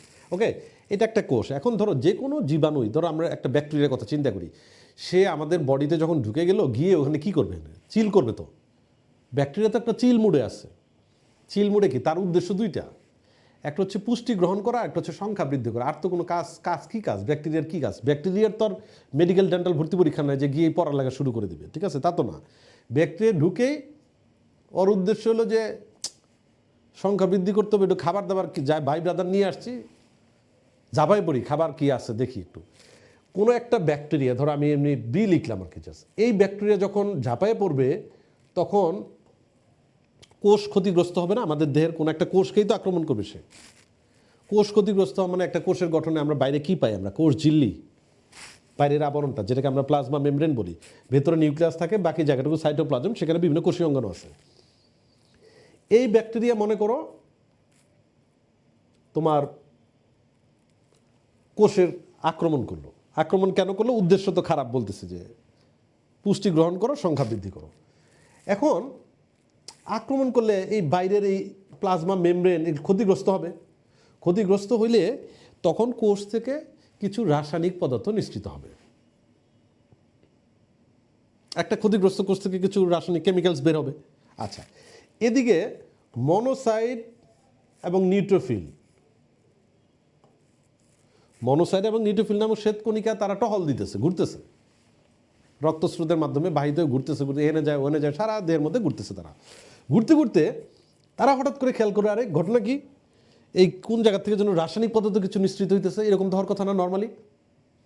তখন মনোসাইট আর নিউট্রোফিল এই রাসায়নিক পদার্থ কোথা থেকে আসছে এটার দিকে যাওয়া শুরু করবে, যে দেখি কোন জায়গায় ঝামেলা হয়েছে, কোনো জায়গায় মারামারি লাগছে মনে হয়, কোনো জায়গায় শত্রুপক্ষ আক্রমণ করছে, আমরা যাই দেখি তো। এদিকে এই ব্যাকটেরিয়া কিন্তু আবার লুকাইছে কেন? সে বুঝতে পারছে যে কোষের মধ্যে তো আক্রমণ করছি, ওদিকে ওই দুইটা আসতেছে, দেখি চেহারা যে কি ভয়ঙ্কর লাগতেছে, আমাদের কি গ্রেফতার করে কিনা বা গুলি করে মেরেই ফেলে কিনা। ব্যাকটেরিয়া পালাইছে, ঠিক আছে? এখন মনোসাইট নিউট্রোফিল এদিকে যে আসলো, কেন আসলো? কারণ সে কিছু রাসায়নিক পদার্থের উপস্থিতি টের পাইছে, যে নর্মালি তো এই রাসায়নিক পদার্থ উপস্থিত থাকার কথা না, কেন এগুলো কোথা থেকে আসলে? ক্ষতিগ্রস্ত কোনো কোষ থেকে আসছে, তাহলে কোষের ক্ষতি কে করলো? ওরাই তো খুঁজতেছি আমরা, ঠিক আছে? এখন মনোসাইট নিউট্রোফিল ক্ষতিগ্রস্ত কোষের কাছে এসে এখানে ধরো তারা হলো এটা ঘোরাঘুরি করতেছে এখানে, যে কে করছে এটা, ওরা আজকেই মেরে ফেলবো, ওরা আজকে এখানে এই মুহূর্তে আমি ফ্যাগোসাইটোসিস প্রক্রিয়া ওর জীবন শেষ করে দিব, ঠিক আছে? তো এই অবস্থায় তোমার খেয়াল করে দেখো, এখানে ধরো কিছু প্রোটিন অণু এরকম মনে করো প্রোটিন অণু, এই প্রোটিন অণু এরকম প্রায় 20 ধরনের প্রোটিন অণু আছে। এরা দেখলো কি, আরে ঘটনা কি, মনোসাইটের নিউট্রোফিলেরা এরকম মানে আজাইরা ঘোরাঘুরি করতেছে, কিছু মনে খুঁজতেছে, ঘটনাটা কি? তখন এই প্রোটিন অণুগুলা মনোসাইটের নিউট্রোফিলকে জিজ্ঞেস করো, ভাই এদিকে আসেন তো, কি সমস্যা কি, এখানে আমার এলাকায় আসছেন আপনি, আমরা একটু জিজ্ঞেস করবেন না একটু কি কোনো সমস্যা কিনা? পরে মনোসাইট নিউট্রোফিল বলতেছে যে ভাই দেখেন কোষটারে কি অবস্থা বানাইছে, এখান থেকে কিছু রাসায়নিক পদার্থ বের হয়েছে, এই জন্য আসলাম, কে এই কাজ করছে, ওরা আজকে এখানে সাইজ করবো। তখন এই প্রোটিন অণুগুলা বলে যে ও আচ্ছা আপনারা এই জন্য এখানে আসছেন, ওই যে দেখেন দেখা দেয় যে ওই যে দেখেন লুকাইছে, ওই আকামটা করছে, ওরে ধরেন। তখন মনোসাইট নিউট্রোফিল ঝাঁপায় পড়ে এই ব্যাকটেরিয়ার উপরে, ধরো জীবাণুর উপরে ঝাঁপায় পড়বে, একদম ঝাঁপায় পড়ে এটাকে ধ্বংস করে ফেলবে। কোন প্রক্রিয়া ধ্বংস করবে? সেই প্রক্রিয়ার নাম হচ্ছে ফ্যাগোসাইটোসিস, ঠিক আছে? মনোসাইট নিউট্রোফিল ব্যাকটেরিয়াকে বা জীবাণুকে ধ্বংস করে ফেললো। সবসময় কি সফল হবে? না। মনোসাইট নিউট্রোফিল সবসময় সফল নাও হইতে পারে, ম্যাক্সিমাম টাইমে সফল হবে, অনেক সময় ব্যর্থ হয়ে যেতে পারে। তার মানে মনোসাইট নিউট্রোফিল যখন ব্যর্থ হয়েছে তখন আমরা বলবো প্রতিরক্ষার দ্বিতীয় স্তর ফেল করছে, সেকেন্ড লাইন ডিফেন্স ফেল। তার মানে একটা লেয়ারের সিকিউরিটি গার্ডরা ফেল করলে তখন অন্য যারা আরও বেশি অ্যাক্টিভ, আরও বেশি ট্রেন্ড, আরও বেশি পাওয়ারফুল তারা কাজ করবে, তৃতীয় প্রতিরক্ষা স্তর কাজ করবে। ওইটাতে আমরা পরে যাচ্ছি। তুমি এখানে খেয়াল করবা দুইটা বিষয়, এই যে কিছু রাসায়নিক পদার্থের প্রতি সাড়া দিয়ে মনোসাইট আর নিউট্রোফিল ক্ষতিগ্রস্ত কোষের দিকে, ক্ষতিগ্রস্ত টিস্যুর দিকে গেল না, রাসায়নিক পদার্থের প্রতি সাড়া দিয়ে কোনো চলন হইল তার একটা, তাই না? ট্যাক্সিস হইল, কেমিক্যাল সাবস্টেন্সের প্রতি সাড়া দিয়ে ট্যাক্সিস হলো, এই জন্য এটাকে ক্যামোট্যাক্সিস বলে। যে কোনো কিছুর ক্ষেত্রে রাসায়নিক পদার্থের প্রতি সাড়া দিয়ে কোনো ধরনের মুভমেন্ট যদি হয়, কেউ যদি কোনো দিকে যায়, ওটাকে ক্যামোট্যাক্সিস বলে। তাহলে ক্যামোট্যাক্সিস প্রক্রিয়া যাচ্ছে এদিকে। 2 নাম্বার, এই যে প্রোটিন, কত ধরনের প্রোটিন বললাম? 20 ধরনের। এই প্রোটিনগুলো স্পেশাল। কেন স্পেশাল? এই প্রোটিনগুলো মানুষের প্রতিরক্ষায় তার একটা সাপোর্ট আছে। কোন জায়গায়? দ্বিতীয় স্তরে একটা সাপোর্ট আছে। কি সাপোর্ট? ওই যে ব্যাকটেরিয়াগুলোকে বললো যে ভাই এই যে দেখেন, এই সরি মনোসাইট নিউট্রোফিলকে বললো এই যে ব্যাকটেরিয়া ও কোষের এই প্লাজমা মেমব্রেনের ক্ষতি করছে, ধরেন ওরে, মারেন ওরে, ধরেন, দেখাই দিতেছে, হাততালি দিতেছে, মনোসাইট নিউট্রোফিলকে ইন্সপায়ার করতেছে, মারো আর মারো, ঠিক আছে? এই যে প্রোটিন অণুগুলো, এদেরকে বিজ্ঞানীরা নামকরণ করছে হচ্ছে কমপ্লিমেন্ট। নামকরণ কম করলেই ভালো হইতো, আমাদের পড়ালেখায় কমে যেতেন, কিছু করার নাই, করছে কি করবো, এমসিকিউতে থাকবে। কমপ্লিমেন্ট মানেই হচ্ছে সহায়তাকারী কিছু প্রোটিন, এরকম মানুষের 20 ধরনের থাকে, যারা এই প্রতিরক্ষায় নিয়োজিত কোষ মনোসাইট নিউট্রোফিলকে হেল্প করে। যে ভাইটা কোন স্তরে হেল্প করে? দ্বিতীয় প্রতিরক্ষা স্তর। তাহলে আমরা যখন বই পড়বো তখন যদি ক্যামোট্যাক্সিস কথাটা আসে, তখন যদি ফ্যাগোসাইটোসিস কথাটা আসে, তখন যদি কমপ্লিমেন্ট কথাটা আসে, সেই কথাগুলা, সেই অংশগুলা প্রতিরক্ষায় কোন স্তরের অংশ হবে? দ্বিতীয় স্তরের অংশ হবে। বোঝা যাচ্ছে? আমরা যখন এভাবে পড়বো তখন বিষয়গুলা বুঝতে এবং মনে রাখতে সুবিধা হবে। প্রতিরক্ষায় নিয়োজিত দ্বিতীয় স্তরের কথাবার্তা কিন্তু শেষ। এখন মনে করো এই যে ঘটনা, মনোসাইট নিউট্রোফিল কি করলো? ধরো অনেকগুলা জীবাণু মনে করো আক্রমণ চালাইছে, মনোসাইট নিউট্রোফিল দৌড়ে পালায় চলে যেতেছে, বাঁচাও বাঁচাও করে চলে যাচ্ছে। এদিকে লিম্ফোসাইট নামক শ্বেতকণিকা, সে খুব সময় ধরো সবসময় একটা মুডের মধ্যে আছে, সারা রক্তস্রোতের মধ্যে ঘুরতেছে, কারো কোনো সমস্যা আছে কিনা, সিকিউরিটি কোনো জায়গায় ঝামেলা হইলো কিনা দেখতেছে সে। এই লিম্ফোসাইট দেখে কি মনোসাইট আর নিউট্রোফিল ওরা তো বাঁচাও বাঁচাও করে পালাতেছে, ঘটনা কি? তখন লিম্ফোসাইট খেয়াল করলো যে আরে ওদিক থেকে তো অনেক অপরিচিত কিছু ব্যাপার স্যাপার ঘটতেছে, এইটা তো এতগুলো ছিল না, এই কারণে মনে ওরা ভয় পাইছে, পালায় যাচ্ছে। তখন লিম্ফোসাইট চিন্তা করলো যে আচ্ছা, যেহেতু মনোসাইট আর নিউট্রোফিল ফেল করছে, তাহলে আমি কি করতে পারি, এখানে আমার তো ভূমিকা আছে। তখন লিম্ফোসাইট কি করবে? এই দূর থেকে, যেহেতু সংখ্যা অনেক বেশি, দূর থেকে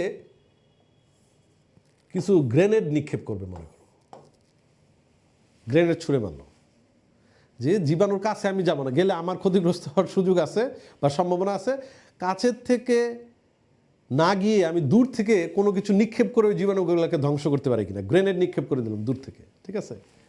ওই যে গ্রেনেডগুলো নিক্ষেপ করে, ওই গ্রেনেডগুলোর নাম হচ্ছে অ্যান্টিবডি।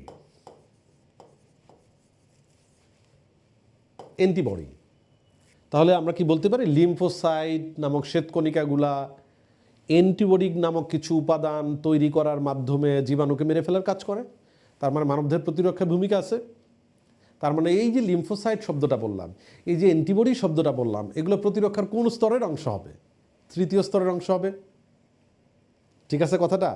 এখন কথা হলো অ্যান্টিবডি জিনিসটা কি। অ্যান্টিবডি বা ইমিউনোগ্লোবুলিন, তুমি যখন বই পড়বা মোটা দাগে চিন্তা করো, এগুলো হচ্ছে রাসায়নিকভাবে এক ধরনের গ্লাইকোপ্রোটিন। গ্লাইকোপ্রোটিন তার মানে একটা প্রোটিন। প্রোটিন মানে কি দিয়ে তৈরি? অ্যামিনো অ্যাসিড দিয়ে তৈরি। তো ওগুলোর গঠন যখন পড়বো তখন দেখবে অ্যামিনো অ্যাসিড নিয়ে কথাবার্তা আছে। প্রোটিনের অনেকগুলো প্রকারভেদ তুমি বোটানিতে কোষ শ্বসন চ্যাপ্টারে পড়ার কথা, সেখানে গ্লাইকোপ্রোটিন একটা টাইপ। তাহলে যে কোনো ধরনের প্রোটিনই হোক না কেন, সেটা নিশ্চয়ই আমরা বলবো সেই প্রোটিনটা অ্যামিনো অ্যাসিড দিয়ে তৈরি। তাহলে এই যে অ্যান্টিবডি বললাম বা ইমিউনোগ্লোবুলিন বললাম, এরা তাহলে কি? এরা রাসায়নিকভাবে গ্লাইকোপ্রোটিন, তার মানে অ্যামিনো অ্যাসিড দিয়ে তৈরি। আমরা বই থেকে ওই ইমিউনোগ্লোবুলিন বা অ্যান্টিবডিগুলো যে 5টা টাইপ আছে, টাইপগুলো পড়ব। মানুষের বডিতে কোনটা কত % করে থাকে সেটা পড়বে, একটা ছক দেওয়া আছে। পড়ে দেন আমরা চিন্তা করব এগুলা কোন কোন জায়গায়, সোর্সগুলা কি, এই অ্যান্টিবডিগুলো কোথায় কোথায় পাওয়া যায়, বা কোন কোন অংশের মধ্যে এই অ্যান্টিবডির টাইপগুলা, অবস্থানগুলা কোথায়, সেগুলো একটা ছক দেওয়া আছে। একসাথে বইয়ের যা আছে সেগুলো একটু এলোমেলো করা, তো আজমল স্যারের বইয়ে যদি তুমি একটু নোট করে আলাদা করে ছক করে পড়তে পারো তাহলে মনে রাখার সুবিধা, এবং এটা অনেক ইম্পর্টেন্ট এমসিকিউর জন্য, ঠিক আছে। বোঝাবুঝির ব্যাপারে আমার মনে হয় না আর কোনো ঝামেলা আছে। তাহলে আমরা ক্লিয়ার, মানুষের দেহের প্রথম, দ্বিতীয় এবং তৃতীয় প্রতিরক্ষা স্তরের অন্তর্ভুক্ত অংশগুলো কী কী, এইটা যদি ক্লিয়ার হয়ে থাকে তাহলে আমরা এবার নেক্সট বইয়ের পেজ ধরে ধরে একটু চিন্তা করি কী কী আছে। খেয়াল করে দেখো, আমরা এখানে প্রতিরক্ষা নিয়োজিত অঙ্গগুলোর নাম পড়ে ফেলছি, কোষগুলোর নাম পড়ে ফেলছি, ঠিক আছে। আচ্ছা, এখানে ওই যে টি কোষ, টি কোষ মানে টি লিম্ফোসাইট, কি বুঝায়? তো টি লিম্ফোসাইট, ওকে। বি কোষ মানে বি লিম্ফোসাইট, মানে লিম্ফোসাইট না বলে কোষ বলছে, কোষই তো ওগুলো, ওকে। এগুলোর সাথে আমরা পরিচিত হয়েছি। এই যে ন্যাচারাল কিলার সেল বা সহজাত বা প্রাকৃতিক মারণ কোষ, ঘাতক কোষ, ঠিক আছে, এগুলোর কথা বলা আছে। মনোনিউক্লিয়ার ফ্যাগোসাইট, এগুলোর সাথে আমরা পরিচিত হয়েছি। খেয়াল করে দেখো, এগুলো সব পড়া শেষ। আচ্ছা, বিভিন্ন ধরনের ম্যাক্রোফেজ কোনটা কোথায় থাকে, বইয়ের কথাগুলোকে এগুলো একটু এরভাবে করে পড়লে, যেহেতু এমসিকিউ হওয়ার সম্ভাবনা বেশি, বা এই জায়গাগুলো আসলে টিচারদের সহজে চোখে পড়ে, দেখবা শব্দগুলো বোল্ড করা আছে, ইজিলি অপশন তৈরি করা যায়, ওকে। আমরা কিন্তু সেই জন্যই বলি অ্যাজ এ সেকেন্ড টাইমার অথবা যারাই পরীক্ষা, মেডিকেল ডেন্টাল ভর্তি পরীক্ষা দিবে, অনেক বেশি ইনফরমেশন, তো এই ইনফরমেশনগুলো মানে প্ল্যান যদি স্মার্টলি হয়, পরে তো সবাই অনেক পড়তেছে, কিন্তু স্মার্ট একাডেমিক প্ল্যান নাই, স্মার্ট স্টাডি প্ল্যান নাই, তখনই গিয়ে তো ঝামেলা। তুমি ধরো যারা আনফর্চুনেটলি তোমাদের যাদের রেজাল্ট ভালো হয় নাই, আমরা কি এক কথায় বলে দেবো যে তুমি পড়ো নাই? আমরা সেটা বলতে পারি না, কারণ আমরা জানি যে অনেকে অনেক পরিশ্রম করার সত্ত্বেও টোটাল স্টাডি প্ল্যানের মধ্যে ম্যানেজমেন্টটা হয়তো ঠিক হয় নাই, সেই জন্য হয়তো সে জানা উত্তর ভুল করে আসছে বলেই তার রেজাল্ট প্রত্যাশিত হয় নাই। সেই জন্য কিন্তু আমরা এটা চিন্তা করি বা এটা সবসময় বলি, বই তো ভাই সবারই সেম।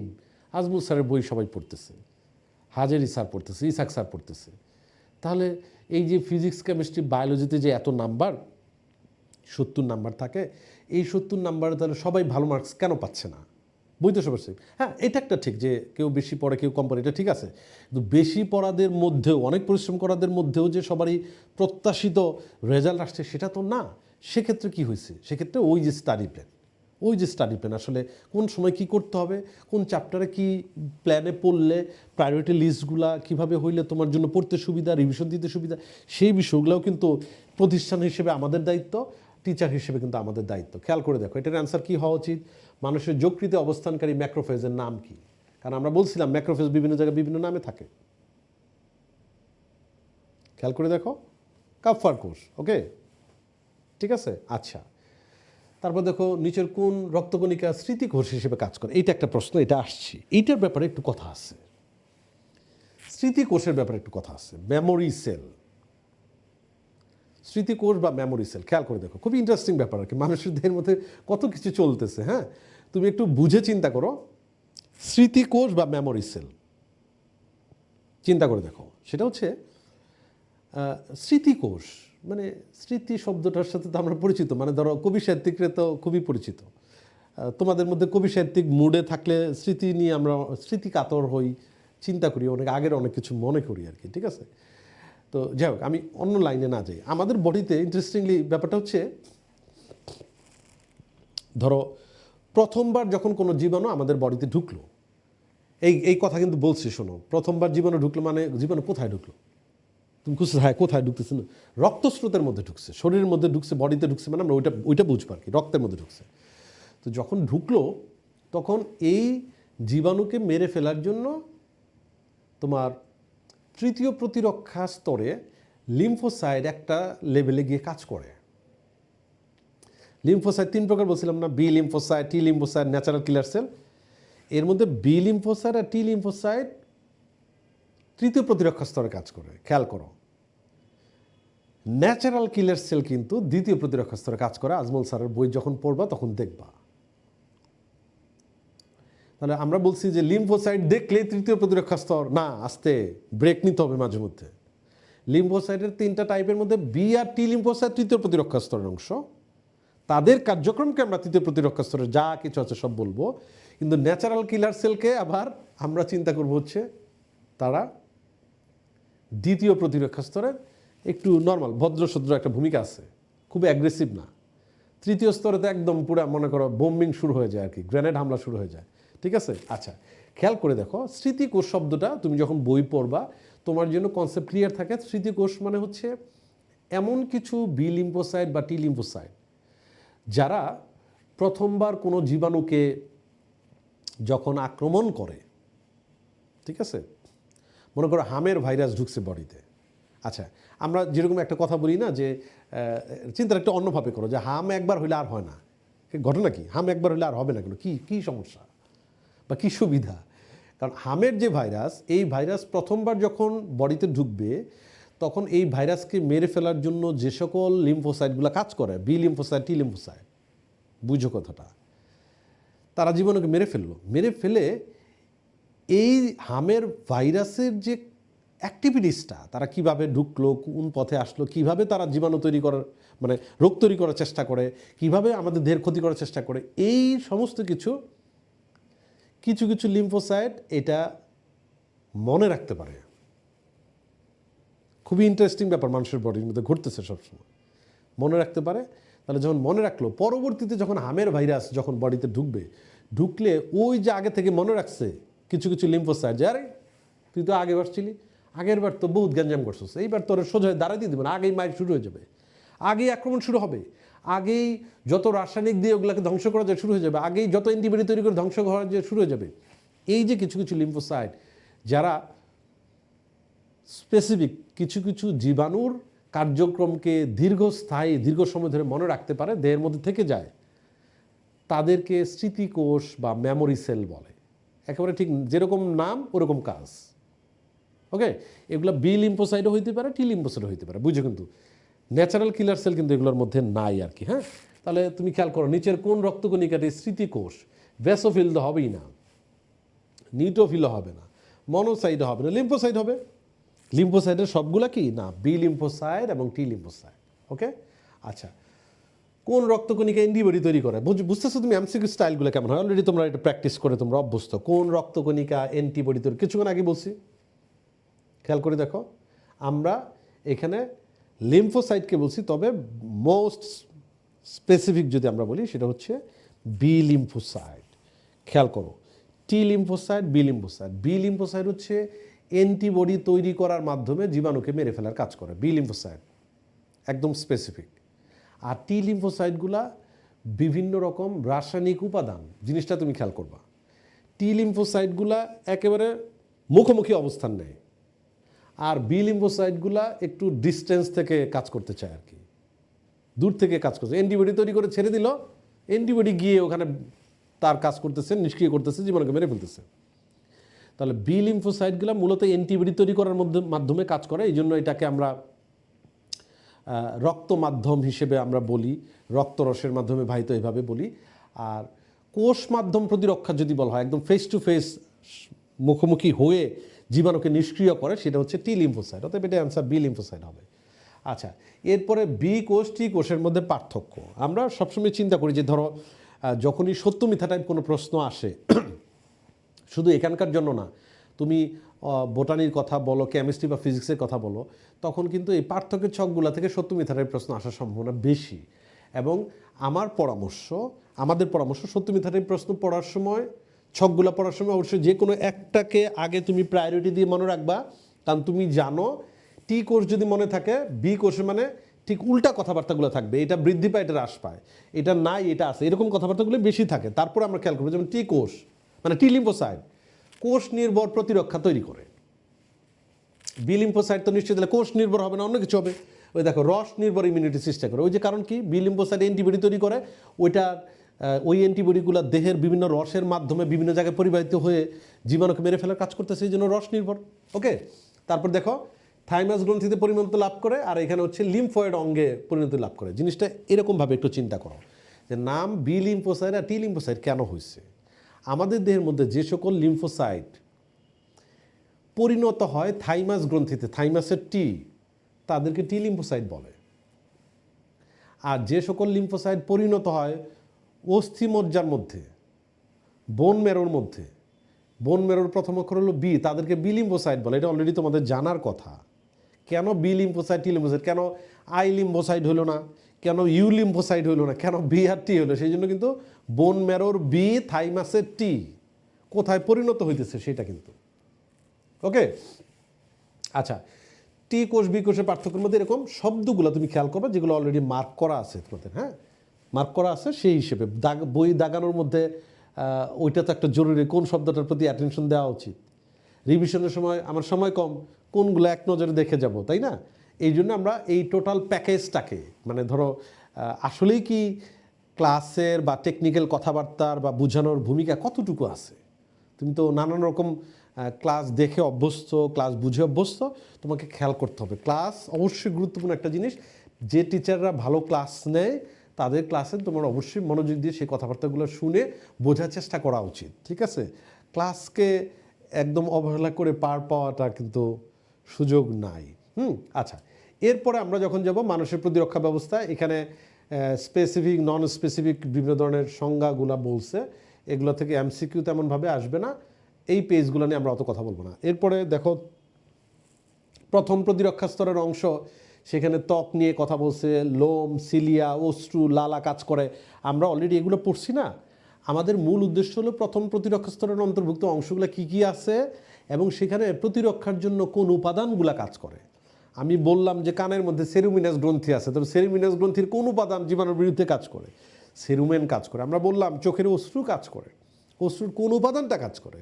লাইসোজাইম কাজ করে। আমরা বললাম লালারস বা স্যালাইভার ভূমিকা আছে, তাহলে লালারসের কোন উপাদানটা জীবাণুর বিরুদ্ধে কাজ করে? ঠিক আছে, এইভাবে আমরা অলরেডি পড়ে ফেলছি বই থেকে। আমরা যখন পড়বো তখন এই জিনিসগুলো আসবে কিন্তু। দেখো খেয়াল করো, মাইক্রোবায়োম, পৌষ্টিক নালীর অ্যাসিড, সেরোম্যান, রেচনজনতন্ত্রের অ্যাসিড এগুলো আছে। আচ্ছা, এরপর দ্বিতীয় প্রতিরক্ষা স্তরে ফ্যাগোসাইড, অলরেডি আমরা বলছি এমআরএন। ওকে, ন্যাচারাল কিলার সেল কাজ করে। এটা একটা ব্যতিক্রম কথা ছিল না? আমরা বলছি যে লিম্ফোসাইট মানেই তৃতীয় প্রতিরক্ষা স্তর, তবে আছে বি আর টি লিম্ফোসাইট তৃতীয় প্রতিরক্ষা স্তর, ন্যাচারাল কিলার সেল দ্বিতীয় প্রতিরক্ষা স্তরের অংশ। আমরা এমসিকিউ স্টাইলে দ্বিতীয় প্রতিরক্ষা স্তরের অংশগুলো কী কী সেই হেডলাইনগুলো আগে মনে রাখবো, তারপরে যদি পারি একটু ভিতরে ডিটেল পড়লাম, যদি কোনো শব্দ ডিটেল একটু বোল্ড করা থাকে অথবা একটু বোল্ড করা একটা লাইন থাকে, সেখানে আমরা দেখতে পারি, কোনো অসুবিধা। যদি কোশ্চেন অনেক টাফ হয় সেক্ষেত্রে প্রদাহ বা ইনফ্লামেশনকে দ্বিতীয় প্রতিরক্ষা স্তরের অংশ বলছে। কমপ্লিমেন্ট সিস্টেম বলছি না, ওই যে ব্যাকটেরিয়াকে চিনাই দিল মনোসাইট নিউট্রোফিলকে, এই যে 20 ধরনের প্লাজমা প্রোটিন থাকে। ওকে, ইন্টারফেরন বলতে কি বোঝায়? জ্বর। এই দুইটা কেন দ্বিতীয় প্রতিরক্ষা স্তরের অংশ হইল সেটা একটু যদি বইয়ের ভাষায় বলি, বইয়ের মধ্যে আছে না, সেই জন্য খেয়াল করে দেখো। ইন্টারফেরন হলো এইটা এক ধরনের গ্লাইকোপ্রোটিন। ওই আবার ঘুরে ফিরে প্রতিরক্ষা মানেই প্রোটিন, প্রতিরক্ষা মানেই প্রোটিন, প প প প প প্রতিরক্ষা প্রোটিন, গ্লাইকোপ্রোটিন। এই ইন্টারফেরন শব্দটা আসলে এক ধরনের গ্লাইকোপ্রোটিন হিসেবে আছে। ইন্টারফেরন মানে রাসায়নিকভাবে গ্লাইকোপ্রোটিন। এটা আসলে কখন তৈরি হয়? দেখো, ভাইরাসে আক্রান্ত প্রতিক্রিয়া হিসেবে ভাইরাসের বংশবৃদ্ধিতে ব্যাঘাত করে আক্রান্ত কোষ থেকে, দেখো খেয়াল করে, কিন্তু মনে করো আমাদের বডিতে ভাইরাস ঢুকছে, ভাইরাস একটা কোষকে আক্রমণ করে বসলো, তখন কোষ কি করে? গ্লাইকোপ্রোটিন তৈরি করে ছেড়ে দেয়। এই যে দিলাম, তুমি আমাকে অ্যাটাক করছো, যে দিলাম তোমার দিকে গ্লাইকোপ্রোটিন ছুঁড়ে মারলাম, এই গ্লাইকোপ্রোটিনেরই নাম হচ্ছে ইন্টারফেরন। তখন এই গ্লাইকোপ্রোটিন ইন্টারফেরন কি করবে? দেখো লিখছে, হ্যাঁ, একটা হচ্ছে ভাইরাসের বংশবৃদ্ধিতে ব্যাঘাত ঘটায়। মানে ভাইরাস একটা আসছে, ওই গ্লাইকোপ্রোটিন গিয়ে ওরা একটা হিসেবেই রাখবে যে ভাই তোমার আর আমি এখানে সংখ্যা বৃদ্ধি করতে দিব না। এই হচ্ছে ইন্টারফেরনের কাজ। ঠিক আছে, ভেতরে গিয়ে পড়বে। এখন তোমার কাছে এটা একটা ইন্টারেস্টিং বিষয় মনে হয় যে জ্বর আবার এখানে প্রতিরক্ষার অংশ হইল কিভাবে, তাই না? এইটা একটু যদি মানে আমরা তো পয়েন্ট ধরে পড়বই, জ্বর কিভাবে প্রতিরক্ষার অংশ হয়েছে খেয়াল করে দেখো। যখন আমাদের বডিতে ম্যাক্রোফেজ নামক শ্বেত রক্তকণিকা, তুমি জানো যে মনোসাইট আকৃতিতে বড় হলে ম্যাক্রোফেজ বলে, এই ম্যাক্রোফেজ যখন জীবাণু দিয়ে আক্রান্ত হয় তখন সে পাইরোজেন নামক একটা রাসায়নিক পদার্থ ছেড়ে দেয়। প্রাকৃতিকভাবেই বডির মধ্যে এগুলো ঘটতেছে। ম্যাক্রোফেজ কি করলো? জীবাণুর সাথে মারামারির এক পর্যায়ে পাইরোজেন ছেড়ে দিল।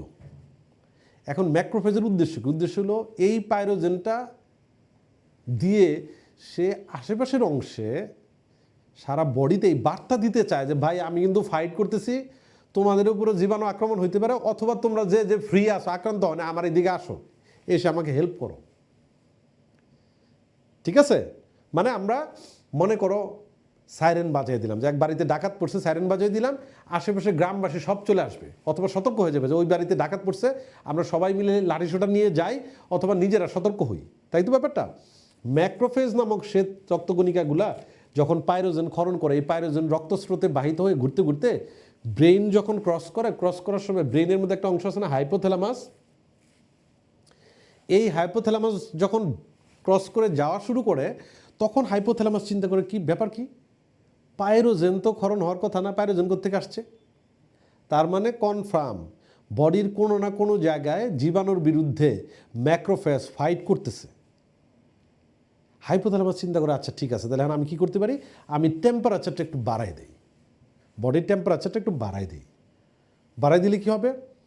টেম্পারেচার যখন রেইজ হবে, বেড়ে যাবে, শরীরের অন্যান্য সমস্ত কোষ বুঝবে যে ঝামেলা বডির মধ্যে এক জায়গায় হয়েছে। সহজে সব কোষ বুঝে ফেলবে যে আক্রমণ শুরু হয়ে গেছে, যুদ্ধ শুরু হয়ে গেছে, ডাকাতি শুরু হয়ে গেছে।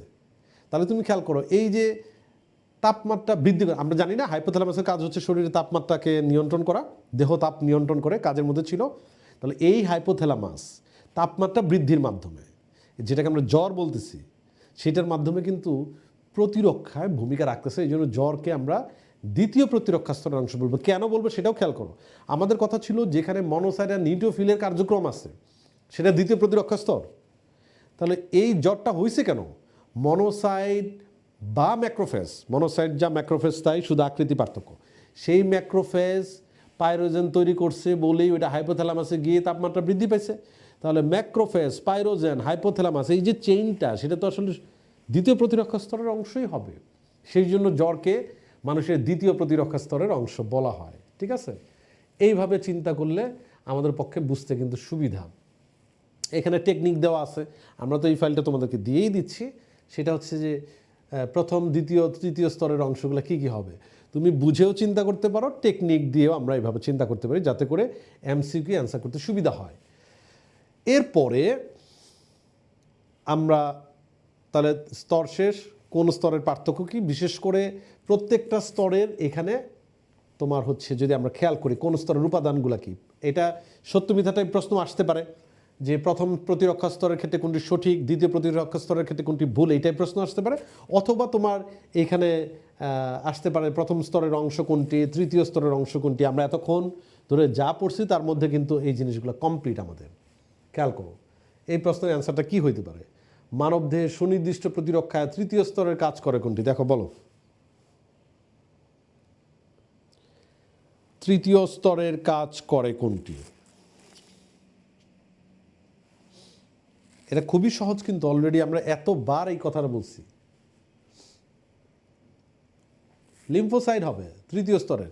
তো লিম্ফোসাইট বলতে সব লিম্ফোসাইট না, বি লিম্ফোসাইট, টি লিম্ফোসাইট, কারণ আরেকটা লিম্ফোসাইট আছে ন্যাচারাল কিলার সেল, ওটা কিন্তু দ্বিতীয় স্তরে কাজ করে। ওকে, খেয়াল করো, ভাইরাসের আক্রমণে শরীরের ভিতরে স্বতঃস্ফূর্ত নিচের কোনটি তৈরি হয়, খেয়াল করে দেখো। এটা মাত্র কিছুক্ষণ আগে বলছি, কিন্তু ভাইরাসের আক্রমণে শরীরের ভিতরে স্বতঃস্ফূর্তভাবে নিচের কোনটি তৈরি হয়, মানে বলছিলাম ভাইরাস কোনো একটা কোষকে আক্রমণ করছে, কোষ তখন সাথে সাথে কি ছেড়ে দেয়, এক ধরনের গ্লাইকোপ্রোটিন ছেড়ে দেয়। সেই গ্লাইকোপ্রোটিনের বিশেষ নাম কি, ইন্টারফেরন ছিল, ইন্টারফেরন ছিল। ঠিক আছে, স্বতঃস্ফূর্তভাবে তৈরি হচ্ছে এটা ইন্টারফেরন। ওকে, আচ্ছা, ব্যাকটেরিয়া ধ্বংসে অ্যান্টিবডিকে সহায়তা করে নিচের কোনটি, এটাও কিন্তু অলরেডি পড়া হয়েছে, দেখি অ্যান্সার করতে পারো না। এগুলা মেডিকেল ডেন্টালের বিগত বছরের প্রশ্ন। ব্যাকটেরিয়া ধ্বংসে অ্যান্টিবডিকে সহায়তা করে নিচের কোনটি। ওকে, তাহলে তোমরা যখন এইভাবে এমসিকিউ চিন্তা করবা তখন কিন্তু সুবিধা, সেটা হচ্ছে সহায়তা করার ব্যাপার আসলে আমরা কমপ্লিমেন্ট সিস্টেম চিন্তা করি, কমপ্লিমেন্ট সিস্টেম। আচ্ছা, এরপরে ত্বকের ভূমিকা, একই কথা, এই চ্যাপ্টারের মধ্যে একই কথা আবার রিপিট করছে। ত্বকের ভূমিকা কি, ত্বকের কোন জায়গায় কী থাকে, হ্যাঁ, সেগুলা তোমার দাগানো অংশ থেকে দেখলা, এখানে বলার কিছু নাই। লাইসোজাইম এবং লাইসোজোমের মধ্যে কি পার্থক্য, খেয়াল করে দেখো। লাইসোজাইম যেটা, এটা হচ্ছে একটা এনজাইম, হ্যাঁ, আর লাইসোজোম হচ্ছে এটা একটা হচ্ছে কোষ অঙ্গাণু, অলরেডি তোমাদের পড়ার কথা, কারণ উদ্ভিদের কোষের গঠন চ্যাপ্টারে বিভিন্ন ধরনের কোষীয় অঙ্গাণুর নাম আছে। তাহলে লাইসোজাইম আর লাইসোজোম, জাইম হলে এনজাইমের নাম। সকল এনজাইম প্রোটিন ধর্মী, এটা তো আমরা জানি অলরেডি, হ্যাঁ। আচ্ছা, এরপরে একই কথা আবার রিপিট হয়েছে, এগুলো নিয়ে কোনো টেনশন করার কিছু নাই। পাকস্থলীতে হাইড্রোক্লোরিক অ্যাসিড, স্যালাইভার মধ্যে লাইসোজাইম, সব কিছু, পিত্তরস, সব আমরা অলরেডি পড়ে ফেলছি, ম্যাক্রোফেজ পড়ে ফেলছি। এবং চমৎকার ব্যাপার হচ্ছে ম্যাক্রোফেজ এবং নিউট্রোফিলের পার্থক্যের ছক দেওয়া আছে। এবং তুমি যেটা দেখবা, এই যে বিশাল বর্ণনা, যদি অনেক কঠিন প্রশ্ন হয়, ম্যাক্রোফেজ এবং নিউট্রোফিলের মধ্যে যে বর্ণনা আজমল স্যারের বই দেওয়া আছে, সেখান থেকে যে লাইনগুলো থেকে বা যে শব্দগুলো থেকে এমসিকিউ হতে পারে, সেগুলো আলাদা করে এরকম পার্থক্যের মতো করে দেওয়া আছে, খেয়াল করে দেখো। ওটা কত পার্সেন্ট, এটা কত পার্সেন্ট। এটা ম্যাক্রোফেজ 100টা ব্যাকটেরিয়াকে ধ্বংস করতে পারে, নিউট্রোফিল মাত্র 3 থেকে 20টা। ঠিক আছে, এরকম তুলনামূলক যেগুলো, আকৃতির তুলনা, কয়টা ব্যাকটেরিয়াকে ধ্বংস করতে পারে সেটার তুলনা, কতদিন জীবিত থাকে সেটার একটা তুলনা, ভেতরের বর্ণনায় আছে, এটা নোটের মতো করে এইভাবে একসাথে করা হয়েছে। এইভাবে করে করে পড়াটাকে আমরা একটু স্মার্টলি ম্যানেজ করতে পারি, সেটাই খেয়াল রাখতে হয়। ফ্যাগোসাইটোসিস নিয়ে বিস্তারিত কথা আছে এখানে। ফ্যাগোসাইটোসিস প্রক্রিয়া থেকে মেডিকেল এমসিকিউ আসার সম্ভাবনা তুলনামূলকভাবে কম, কারণ এখানে ধরো কি আসবে, এখানে কিছুই আসার মতো না। ওই যে একটু একটু যেটু দাগান আছে সেটা দেখবে আর কি। এই প্রক্রিয়া থেকে এমসিকিউ আসলে ওইভাবে হয় না, যা আছে এগুলো খুব সহজ শব্দ টব্দ দেওয়া আছে আর কি, হ্যাঁ। আচ্ছা, এরপরে যেটা সহজাত প্রতিরক্ষার, অর্জিত প্রতিরক্ষার সংজ্ঞাটা দেখবা, মানে এমসিকিউর জন্য, যেন পরে যখন তুমি ডিটেইল পড়বা তখন বুঝতে যেন সুবিধা হয়। প্রাকৃতিকভাবেই আমরা প্রতিরক্ষার যেসব ব্যবস্থা পেয়েছি বডির মধ্যে, শরীরের মধ্যে, ন্যাচারাল সহজাত গেল, আর অর্জিত মানে পরবর্তীতে কোনো জীবাণু আমাদের বডিতে ঢুকছে অথবা কোনো একটা সিস্টেমের মাধ্যমে প্রাকৃতিকভাবে পাই নাই, পরে আমরা কোনো প্রক্রিয়া অর্জন করছি আমরা, সেই জন্য অর্জিত শব্দটা আসছে। এইটার বিস্তারিত যখন পড়বা তখন প্রথমে আসবে সহজাত প্রতিরক্ষা, যেটা প্রাকৃতিকভাবে, সেগুলোর অংশগুলো কী কী, খুব মানে ইজিলি 6টা পয়েন্ট মনে রাখা সম্ভব। ভেতরে অলরেডি আমরা এগুলো বর্ণনামূলক পড়ছি। আমরা কি ত্বকের বেরিয়ার পড়ি নেই, আমরা ইনফ্লামেশন দ্বিতীয় প্রতিরক্ষা স্তরে পড়ি নেই, কমপ্লিমেন্ট পড়ি নেই, ইন্টারফেরন দ্বিতীয় স্তরে পড়ি নেই, তারপর ন্যাচারাল কিলার সেল আমরা দ্বিতীয় স্তরে পড়ি নেই, মিথজীবী ব্যাকটেরিয়া, এগুলো পড়ছি না আমরা প্রথম প্রতিরক্ষা স্তরে। এগুলো সবগুলাই সহজাত প্রতিরক্ষা বা প্রাকৃতিক প্রতিরক্ষার অংশ। অর্জিত প্রতিরক্ষার অংশ আসলে কি হবে খেয়াল করে দেখো। ডিটেইল বলছে, আমরা একটু বোঝার চেষ্টা করি। দেখো এখানে বলছে যে অর্জিত প্রতিরক্ষা, তুমি মনে রাখবা যেটা, যে এই ব্যবস্থাটা জীবনের পরবর্তীতে কোনো একটা সময় তৈরি হয়েছে, পরবর্তীতে তৈরি হয়েছে। এখন তোমার মেইন অ্যাটেনশনটা কোন শব্দের উপরে থাকবে সেটা একটু খেয়াল করো, সেটা হচ্ছে অ্যান্টিবডি। ঠিক আছে, অ্যান্টিবডি শব্দটা খেয়াল রাখবা, কারণ আমরা কিছুক্ষণ আগে বলছিলাম অ্যান্টিবডি হচ্ছে এক ধরনের গ্লাইকোপ্রোটিন যারা আসলে জীবাণু নিষ্ক্রিয় করার কাজ করে। আমরা বলছিলাম অ্যান্টিবডি মূলত তৈরি হয় বি লিম্ফোসাইট থেকে। বি লিম্ফোসাইট আকৃতিতে বড় হয়ে গেলে তার নাম কি হয়? প্লাজমা কোষ। ওকে, আচ্ছা, অ্যান্টিবডি খেয়াল করে দেখো, এই যে অর্জিত প্রতিরক্ষা এটাকে দুই ভাগে ভাগ করা হয়েছে। একটা হচ্ছে সক্রিয় প্রতিরক্ষা, আর একটা দেখো অক্রিয় প্রতিরক্ষা। ঠিক আছে, একটা সক্রিয়, একটা হচ্ছে অক্রিয়, একটা অ্যাক্টিভ ইমিউনিটি আর একটা প্যাসিভ ইমিউনিটি। তোমাকে একটু এই দুইটার পার্থক্য বুঝতে হবে।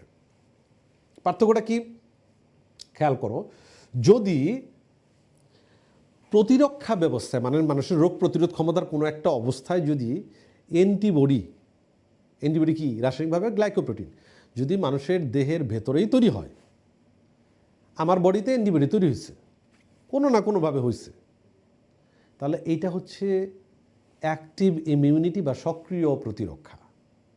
আর অ্যান্টিবডি যদি আমার দেহে না অন্য কোনো জায়গার থেকে আমার দেহের মধ্যে ঢুকছে, সেটা হচ্ছে প্যাসিভ ইমিউনিটি বা অক্রিয়। মানে এই বাংলা শব্দ করেই ভেজালটা লাগা গেছে আর কি। অ্যাক্টিভ আর প্যাসিভ দিলেই তো হয়ে যেত। ওকে, আমরা এত কিছু পড়তেছি, ওই 2-3টা ইংরেজি শব্দ পড়তে পারতাম না? পড়তে পারতাম আমরা। তাহলে খেয়াল করে দেখো, অর্জন করছি অর্জিত প্রতিরক্ষাকে দুইটা বিষয় আমরা, একটা অ্যাক্টিভ ইমিউনিটি, একটা প্যাসিভ ইমিউনিটি। কিসের উপর ভিত্তি করে? অ্যান্টিবডির উপর ভিত্তি করে। অ্যান্টিবডি নামক রাসায়নিক উপাদান যেটা জীবাণুকে নিষ্ক্রিয় করার কাজ করে, সেটা যদি আমার দেহের ভেতরেই তৈরি হয় তাহলে অ্যাক্টিভ ইমিউনিটি, আর দেহের বাইরে থেকে আসছে সেটা হচ্ছে প্যাসিভ ইমিউনিটি। এখন দেহের ভেতরে দুইভাবে তৈরি হতে পারে, একটা হলো প্রাকৃতিকভাবে তৈরি হতে পারে, আর একটা হলো কৃত্রিমভাবে তৈরি করা যেতে পারে দেহের ভিতরে।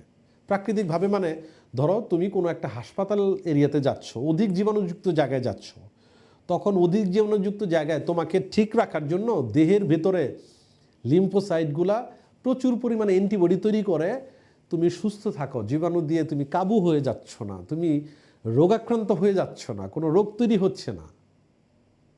এটা হচ্ছে প্রাকৃতিক অ্যাক্টিভ ইমিউনিটি। ঠিক আছে, কৃত্রিম কিভাবে?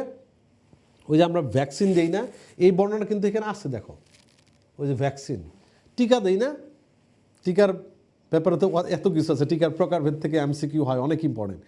এই যে ভ্যাকসিন বা টিকা দেওয়া, এইটা কিন্তু কৃত্রিম অ্যাক্টিভ ইমিউনিটি। কেন কৃত্রিম? কারণ এটা একটা আলাদাভাবে একটা সিস্টেম বিজ্ঞানীরা ডেভেলপ করছে, যেন কৃত্রিম। অ্যাক্টিভ কেন? কারণ টিকা বা ভ্যাকসিন দেওয়ার মাধ্যমে দেহের ভেতরে অ্যান্টিবডি তৈরি করা হচ্ছে। এইটা একটা ইন্টারেস্টিং বিষয়, তোমরা একটু খেয়াল রাখো, পড়ার সময় তাহলে সুবিধা হবে। সেটা হচ্ছে, খেয়াল করে দেখো তুমি, টিকা বা ভ্যাকসিনটা আসলে কি? দুইটা কথা মনে রাখবে। একটা হচ্ছে টিকা বা ভ্যাকসিন আসলে কোনো একটা জীবাণুর মতো করে সেম রাসায়নিক পদার্থ। পোলিও টিকা মুখে খাওয়াইতেছে, ইঞ্জেকশন, বিভিন্ন টিকা ইঞ্জেকশন ছোটোবেলায় দিছো, কান্নাকাটি করছো, ঠিক আছে, সেই টিকা বা ভ্যাকসিন নাম্বার 1 হচ্ছে এটা এক ধরনের রাসায়নিক উপাদান। 2 নাম্বার হচ্ছে টিকা বা ভ্যাকসিন হচ্ছে আসলে লিম্ফোসাইটের সাথে এক ধরনের প্রতারণা করা, চিট করা। কিভাবে? মনে করো টিকা দিয়ে দিলাম আমি কারো বডিতে, রাসায়নিক উপাদান ঢুকিয়ে দিছি, এগুলো কিন্তু জীবাণুর মতো। বলছি যে কোনো একটা, ধরো যে জীবাণুকে টার্গেট করে তুমি টিকাটা বানাইছো, ওই জীবাণুর মতোই ঢুকছে। লিম্ফোসাইট মনে করছে এই সবাই এক হো, আজকে মারামারি করতে হবে, আজকে সব ধ্বংস করে দেবে, আজকে পুরো অ্যান্টিবডি বানা, তাড়াতাড়ি অ্যান্টিবডি বানা। কেন? জীবাণু ঢুকছে, চিৎকার চেঁচামেচি শুরু হয়ে গেছে, অ্যান্টিবডি তৈরি করে ফেললো। তৈরি করার পর দেখে আরে এটা নড়েও না, চড়ে না, ঘটনা কি? তখন লিম্ফোসাইট খেয়াল করে দেখলো, আরে এটা তো কোনো জীবাণু তো, মানে এটা নিষ্ক্রিয়, ওই জীবাণুর মতো কিন্তু নিষ্ক্রিয়, এটা তো ডেড। আরে এতগুলা কষ্ট করে অ্যান্টিবডি তৈরি করলাম, তাহলে কিন্তু লিম্ফোসাইটকে প্রতারণা করে অ্যান্টিবডি তৈরি করে রাখা হইলো আগেই। কেন? সত্যিকারভাবেই যখন পরবর্তীতে ওই জীবাণু ঢুকবে, তখন তো সে আর কোনো ঝামেলা তৈরি করতে পারবে না, কোষকে আক্রমণ করতে পারবে না, বংশবৃদ্ধি করতে পারবে না। কারণ কি? আগে থেকেই অ্যান্টিবডি তৈরি করা আছে। তাহলে খেয়াল করো, অ্যান্টিবডি তৈরি হয়েছে কিভাবে হয়েছে? ওই টিকা দেওয়ার মাধ্যমে। তাহলে বিজ্ঞানীদের কোনো একটা সিস্টেমের মাধ্যমে, এই জন্য এটা কৃত্রিম পদ্ধতি। অ্যান্টিবডি কোথায় তৈরি হয়েছে? দেহের ভেতরেই তো তৈরি হয়েছে, লিম্ফোসাইটের মাধ্যমে। তাহলে এটা অ্যাক্টিভ হবে। বাইরের থেকে অ্যান্টিবডি যদি আনতাম, আমি ঢুকাইতাম, তাহলে এক কথা ছিল। অ্যান্টিবডি আমরা দেহের ভেতরে তৈরি করতেছি কি? টিকার মাধ্যমে তৈরি করতেছি। টিকা জিনিসটা কি? ভ্যাকসিন কি? এক ধরনের রাসায়নিক উপাদান, কোনো একটা জীবাণুকে টার্গেট করে ওইটার মতো সিমিলার এক ধরনের রাসায়নিক উপাদান তৈরি করা হয়েছে। এইভাবে সহজভাবে যখন আমরা চিন্তা করব, তখন ভ্যাকসিন বা টিকা নিয়েও কোনো সমস্যা না, তখন টিকার অনেক টাইপ আছে, বিভিন্ন ধরনের টিকা আছে, তখন আমাদের বুঝতেও সমস্যা হবে না যে অ্যাক্টিভ ইমিউনিটিটা কী আসলে। ওকে, এবার আসলে প্যাসিভ ইমিউনিটি। প্যাসিভ শব্দটা মানেই হচ্ছে অ্যান্টিবডি বাইরে থেকে আসছে। যখন আমরা মায়ের গর্ভে থাকি, মায়ের দেহের মধ্যে অ্যান্টিবডি আছে, সেগুলো ওই যে অমরা প্লাসেন্টা আছে না, বিনিময় হচ্ছে না অমরা বা প্লাসেন্টার মাধ্যমে অ্যান্টিবডি আমাদের, যখন আমরা ভ্রূণাবস্থায়, তখন আমাদের বডিতে ঢুকে আমাদের প্রতিরক্ষা ব্যবস্থা ওইভাবে হচ্ছে মায়ের কাছ থেকে। বুঝতে পারছো? মায়ের কাছ থেকে যে আমরা পাচ্ছি, তাহলে ওই যে অ্যান্টিবডি প্রতিরক্ষা আমরা পাচ্ছি, যে ওই অ্যান্টিবডির মায়ের দেহ থেকে আমাদের দেহের মধ্যে ভ্রূণ অবস্থায় ঢুকতেছে, তাহলে অন্য জায়গার থেকে আসছে, তাহলে এটা প্যাসিভ ইমিউনিটি হবে না, এটা প্রাকৃতিক প্রক্রিয়ার অংশ। সেই জন্য এটা প্রাকৃতিক, ওই যে দেখবা প্রাকৃতিক প্রক্রিয়ার অংশ। ঠিক আছে? তারপরে তোমার ওই যে আমরা যে কোলেস্ট্রাম যেটা খাই, কোলেস্ট্রাম শাল দুধ, ওইটার মধ্যে থাকে, কোলেস্ট্রামের মধ্যে থাকে, সেখানেও থাকবে অ্যান্টিবডি। তাহলে আমরা প্রাকৃতিক একটা সিস্টেমের মাধ্যমে মায়ের দেহ থেকে আমি পাচ্ছি ভ্রূণ অবস্থায় বা শিশু অবস্থায়, তখন সেটা নিশ্চয়ই প্যাসিভ ইমিউনিটি হবে এবং অবশ্যই প্রাকৃতিক হবে। কৃত্রিম কোনটা? অ্যান্টিবডি। কোনো অ্যান্টিবডি আমরা ল্যাবে বানাইছি, বানাইয়া ওইটা ইঞ্জেকশনের মাধ্যমে অ্যান্টিবডি ঢুকাই দিছি ডিরেক্টলি। আর ভ্যাকসিন ট্যাক্সিনের বিষয় না, ওইটা হচ্ছে কৃত্রিম প্যাসিভ ইমিউনিটি, কারণ বাইরে থেকে। তাহলে আমরা আবার একটু বলি, প্রথম কথা, সহজাত প্রতিরক্ষা কথাটার মানে হচ্ছে প্রাকৃতিকভাবে সৃষ্টিকর্তা যে সিস্টেম অলরেডি ডেভেলপ করে দিছে, যে অঙ্গগুলো অলরেডি রেখে দিছে, তৈরি করে দিছে, যে কোষগুলো অলরেডি তৈরি করে দিছে, এগুলো সবগুলাই প্রাকৃতিক বা সহজাত প্রতিরক্ষার অংশ। ওকে, ডান। তাহলে অর্জিত কোনটা? শব্দটা খেয়াল করো, অর্জিত, পরে আমরা অর্জন করছি আর কি। ঠিক আছে, অ্যাকোয়ার্ড ইমিউনিটি যেটা। হ্যাঁ, তাহলে এইটাকে আবার দুই ভাগ করছে, অ্যাক্টিভ প্যাসিভ। অ্যাক্টিভ মানে আমাদের নিজেদের দেহের মধ্যেই অ্যান্টিবডি, তো অ্যান্টিবডি নিয়ে কিন্তু খেলাটা, অ্যান্টিবডি তৈরি হয়েছে। প্যাসিভ মানে অ্যান্টিবডি বাইরে থেকে আসছে, নিজেদের দেহেই যখন হবে অ্যাক্টিভ। এটা দুই রকম হয়, প্রাকৃতিক হয়, কৃত্রিম হয়। প্রাকৃতিক কি? যে কোনো অধিক জীবাণুযুক্ত জায়গায় অটোমেটিক্যালি হচ্ছে, আমি জানতেছিও না, বুঝতেছিও না, প্রাকৃতিক। কৃত্রিম কি? টিকা বা ভ্যাকসিন কারো বডিতে ঢুকাই দিলাম, লিম্ফোসাইট অ্যান্টিবডি তৈরি করলো দেহের মধ্যে, এটা হচ্ছে কৃত্রিম। বুঝো কথাটা। আর প্যাসিভ মানে মায়ের দেহ থেকে যেটা আমাদের বডিতে পাবো, সেটা অমরা প্লাসেন্টার মাধ্যমে পাচ্ছি, কোলেস্ট্রামের মাধ্যমে পাচ্ছি, শাল দুধের মাধ্যমে, সেটা আমাদের মানে প্রাকৃতিক একটা ব্যাপার বা প্যাসিভ। আর কৃত্রিম করতে হবে যদি অ্যান্টিবডি কোনো ল্যাবে তৈরি করে ইঞ্জেকশনের মাধ্যমে আমরা দিলাম বা বডির মধ্যে ঢুকাইলাম, তাহলে সেটা হচ্ছে কৃত্রিম। এই হচ্ছে বর্ণনা, এই হচ্ছে উদাহরণ। এগুলো থেকে অনেক টাফ কোশ্চেন হলে থাকতে পারে, আদারওয়াইজ কিন্তু না। একটা উদাহরণ তুলে দিয়ে বলতে পারে যে এটা কোন ধরনের প্রতিরক্ষা। বুঝে গেছে? আমার কাছে মনে হয় যে ধারণা ক্লিয়ার করার জন্য এর থেকে ভালো আর কিছু হয় না আর কি। ঠিক আছে, ওকে, এটাকে শর্টকাট করে আবার লেখা হয়েছে এগুলোর থেকে। এই যে দেখো, হাসপাতাল, ক্লিনিক। ওকে, ঠিক আছে, আচ্ছা। এরপরে এখানে অর্জিত প্রতিরক্ষার অনেকগুলো ধাপ বলছে, এগুলো থেকে আসলে এইভাবে তোমার আলাদা করে খুব কঠিন প্রশ্ন হবে বা মানে তোমার ডিটেল থাকবে সেটা আমি মনে করি না। তুমি পয়েন্টগুলো পড়তে পারো, থ্রেড, ডিটেকশন, অ্যালার্ট, এগুলো একটু দেখতে পারো। আর 2-3টা টার্ম আছে যেগুলো তোমার একটু দেখে রাখতে পারো, বাট এমসিকিউর জন্য একেবারে দিয়ে দিবে এত টাফ এটা আমার কাছে মনে হয় না। যেমন এখানে এমএইচসি প্রোটিন বলছে একটা, মেজর হিস্টোকম্প্যাটিবিলিটি কমপ্লেক্স। আরেকটা বলছে হচ্ছে অ্যান্টিজেন প্রেজেন্টিং সেল, এপিসি। হ্যাঁ, এই দুটো শব্দের সাথে একটু পরিচিত থাকতে পারো। এমএইচসি, মেজর হিস্টোকম্প্যাটিবিলিটি কমপ্লেক্স, এই কথার মানে কি? এই কথার মানে হচ্ছে আমাদের দেহের প্রত্যেকটা কোষ, এখন ধরো প্রতিরক্ষা নিয়োজিত যারা কোষ, ধরো তোমার এলাকায়, তুমি বাংলাদেশি সিটিজেন না বাইরের, এটা যদি তোমার সিকিউরিটিতে যারা দায়িত্বে, তারা যদি তোমাকে এটা আইডেন্টিফাই করতে চায়, উপায় কি? এনআইডি কার্ড বা জন্ম নিবন্ধন বা পাসপোর্ট, এগুলো লাগবে তো বাংলাদেশের, নাহলে তো হবে না। এটা পরিচয়পত্র লাগবে না, বাংলাদেশি তুমি। তার মানে আমাদের প্রতিরক্ষায় নিয়োজিত যত কোষ আছে আমাদের বডিতে, তারা আমাদের নিজেদের স্বজাতীয় কোষগুলোকে কিভাবে চিনবে? সেটার আইডি কার্ডটা কি, পরিচয়পত্রটা কি? সেটা হলো এই এমএইচসি, মেজর হিস্টোকম্প্যাটিবিলিটি কমপ্লেক্স। মানে কোষের বাইরে এক ধরনের প্রোটিন থাকে যেটা দেখলেই লিম্ফোসাইট বুঝবে, ও এটা তো আমাদের নিজেদের কোষ, কোনো অসুবিধা নেই, যাও তুমি, সমস্যা নেই। মনোসাইট, নিউট্রোফিল বলবো এটা নিজের, আর এটার সাথে কিসের, এটা কোনো ফ্যাগোসাইটোসিস করা যাবে না, তো নিজেরই। তাহলে তো নিজেদের কোষে নিজেরা ধ্বংস করে ফেলতো, তাই না? এই এমএইচসি প্রোটিন থাকে বলেই সেল সারফেসের মধ্যে, কোষীয় আবরণে বাইরে যে প্লাজমা মেমব্রেন, কোষ ঝিল্লি, এইটা এক ধরনের পরিচয়পত্র, আইডি কার্ড একটা, ঠিক আছে?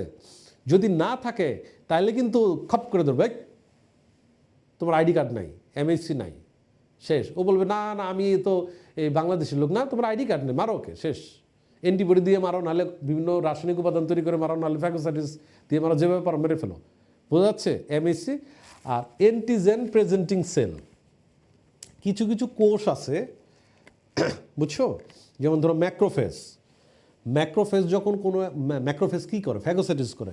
ফ্যাগোসাইটোসিস করে যখন কোনো জীবাণুকে মারে, মেরে করে কি ওই জীবাণুর একটা, ধরো জিনিসটা আমি বুঝাই তোমাকে, হ্যাঁ, মনে করো তুমি সিকিউরিটির দায়িত্বে নিয়োজিত আর কি, ঠিক আছে? তুমি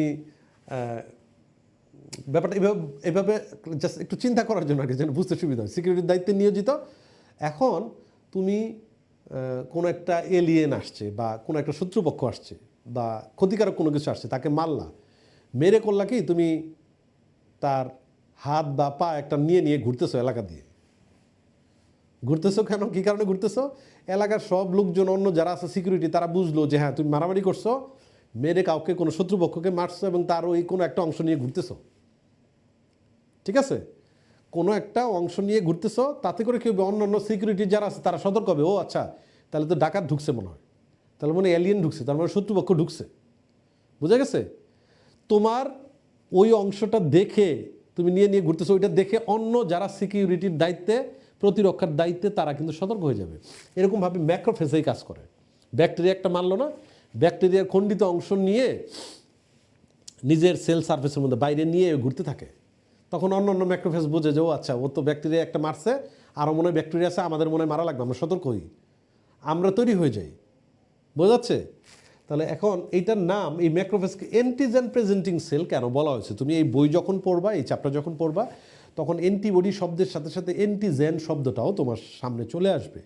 তুমি মোটা দাগে একটা কথা প্রথমেই মনে রাখো, অ্যান্টিজেন বিষয়টা কী।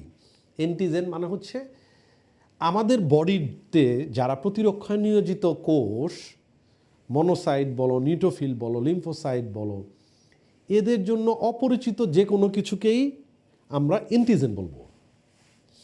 ধরো ভাইরাস একটা আমাদের বডিতে ঢুকছে, ভাইরাসকে তো লিম্ফোসাইট, মনোসাইট, নিউট্রোফিল ওরা চিনি না, অতএব এটা একটা অ্যান্টিজেন। ব্যাকটেরিয়া ঢুকছে, এটা একটা অ্যান্টিজেন। একটা ধরো ছত্রাক ঢুকছে, এটা একটা অ্যান্টিজেন। তার মানে আমরা মনে রাখবো, আমাদের মানে সহজভাবে চিন্তা করলে, প্রতিরক্ষা ব্যবস্থায় নিয়োজিত যত কোষ আছে, তাদের কাছে অপরিচিত যে কোনো উপাদানকে আমরা অ্যান্টিজেন হিসেবে চিন্তা করব। তাহলে ম্যাক্রোফেজ যখন কোনো একটা ব্যাকটেরিয়াকে মারলো, তার মানে কি একটা অ্যান্টিজেনকে মারলো। এই অ্যান্টিজেনকে সে হাতে নিয়ে নিয়ে, মাথায় নিয়ে নিয়ে ঘুরতেছে, অন্যদের সামনে উপস্থাপন করতেছে, অন্যদের সামনে সে প্রেজেন্ট করতেছে। তার মানে কি? সে অ্যান্টিজেনকে প্রেজেন্ট করতেছে। তাহলে সে ম্যাক্রোফেজ হচ্ছে অ্যান্টিজেনকে প্রেজেন্ট করা একটা কোষ, মানে একটা সেল। এই জন্য তাকে অ্যান্টিজেন প্রেজেন্টিং সেল অথবা অ্যান্টিজেন উপস্থাপক কোষ বলা হয় ম্যাক্রোফেজকে। এটা প্রধানতম, একটা গুরুত্বপূর্ণ।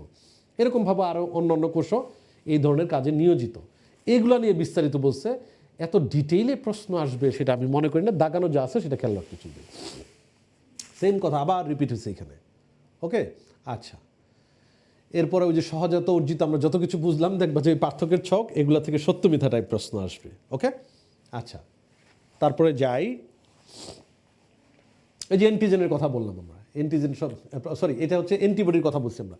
অ্যান্টিবডির সংজ্ঞা, কোন জায়গা থেকে অ্যান্টিবডি তৈরি হয়, কীভাবে, এগুলো সব লেখা আছে। দেখো, শ্বেতকণিকার অন্যতম প্রধান হচ্ছে লিম্ফোসাইট, দুই রকম, টি কোষ, বি কোষ। এই বি লিম্ফোসাইটের মধ্যে যেগুলো আকৃতিতে বড় হয়ে যায় সেগুলোকে প্লাজমা কোষ বলে। এই প্লাজমা কোষ থেকে অ্যান্টিবডি তৈরি হয়, পাওয়া যাচ্ছে। এই কথাগুলো আমরা কিন্তু অলরেডি বলে ফেলছি। আমরা উপর থেকে ফোকাসটা ধরছি যাতে করে বুঝতে সুবিধা হয়। ওকে, অ্যান্টিবডির গঠন বলছে, এগুলো আর কঠিন কোনো কিছু নাই। ওই যে চেহারা একটা দিয়ে দিছে, ওখান থেকে বলা আছে। মূলত কি? মূলত হচ্ছে অ্যামাইনো অ্যাসিড দিয়ে তৈরি, সেখানে বিভিন্ন ধরনের বন্ডের কথা বলা আছে। আর যে জায়গায় অ্যান্টিজেনকে আটকাইছে, দেখেন অ্যান্টিজেনকে আটকাইছে, ওই জায়গাটাকে প্যারাটপ বলে, প্যারাটপ। এগুলো অলরেডি তোমাদের পড়া, কারণ এটা রিটেনের জন্য ছিল, তো এই জন্য সবাই এটা পারে। যেটা ইম্পর্টেন্ট সেটা হচ্ছে অ্যান্টিবডির প্রকারভেদ। অলরেডি সেই প্রকারভেদগুলা এরকম একটা ছক থেকে পড়া উচিত। মেডিকোর কম্পেনিয়ন বুকের মধ্যে আছে, সব জায়গায় আছে। এটা তোমরা নিজেরাও নিশ্চয়ই নোট করেছো অলরেডি। এই যে GAMED, কোনটা কত পার্সেন্ট থাকে, প্রাপ্তিস্থান কোথায় কোথায় পাওয়া যায়, আসতে পারে। হ্যাঁ, তারপরে তাদের কাজ কি, নানান রকমভাবে প্রশ্ন হতে পারে। একটা হতে পারে ধরো ইমিউনোগ্লোবুলিন জি এর ক্ষেত্রে কোনটি সত্য, 4টা অপশন দিয়ে দিল। আবার হইতে পারে সবচেয়ে বেশি পরিমাণে কোনটা থাকে ইমিউনোগ্লোবুলিন জি, সবচেয়ে কম কোনটা থাকে ইমিউনোগ্লোবুলিন আইজিই থাকে। ওকে, বিশেষ করে বিগত বছরগুলোতে প্রাপ্তি স্থান থেকে বেশিবার এমসিকিউ আসছিল, এটা একটু বেশি নজর দিয়ে পড়া উচিত। ওকে, আচ্ছা, অতিরিক্ত তথ্য আমরা আগে তো মেইন তথ্যগুলো পড়বো, এরপরে অন্যান্য বইয়ের মধ্যে যা আছে সেটা মিলাই আমরা দেখতে পারি, অসুবিধা নাই। হ্যাঁ, এরকমভাবে একটু নোট করে পড়ে ফেললে তাহলে দেখা যায় যে প্রশ্ন যেখান থেকেই হোক, কারণ সবসময় খেয়াল রাখবা যে আমার সব কিছুই সেকেন্ড রাইটার থার্ড রাইটারের বই আমরা খুঁজবো তা না। যে টপিকগুলো থেকে এর আগে বছরের প্রশ্ন বেশিবার ছিল, যেগুলো সহজে চোখে পড়ে, ওই টপিকগুলো সেকেন্ড থার্ড রাইটারের বই থেকে কিছু আছে কিনা এক্সট্রা দেখি। এই যে এই ধরনের ছক টক যেগুলো আছে, হ্যাঁ, যেগুলো থেকে সহজে এমসিকিউ তৈরি করা যায়। ওকে, এইভাবে চিন্তা করতে হবে। এটা অলরেডি জানো অ্যালার্জির সাথে সংশ্লিষ্ট।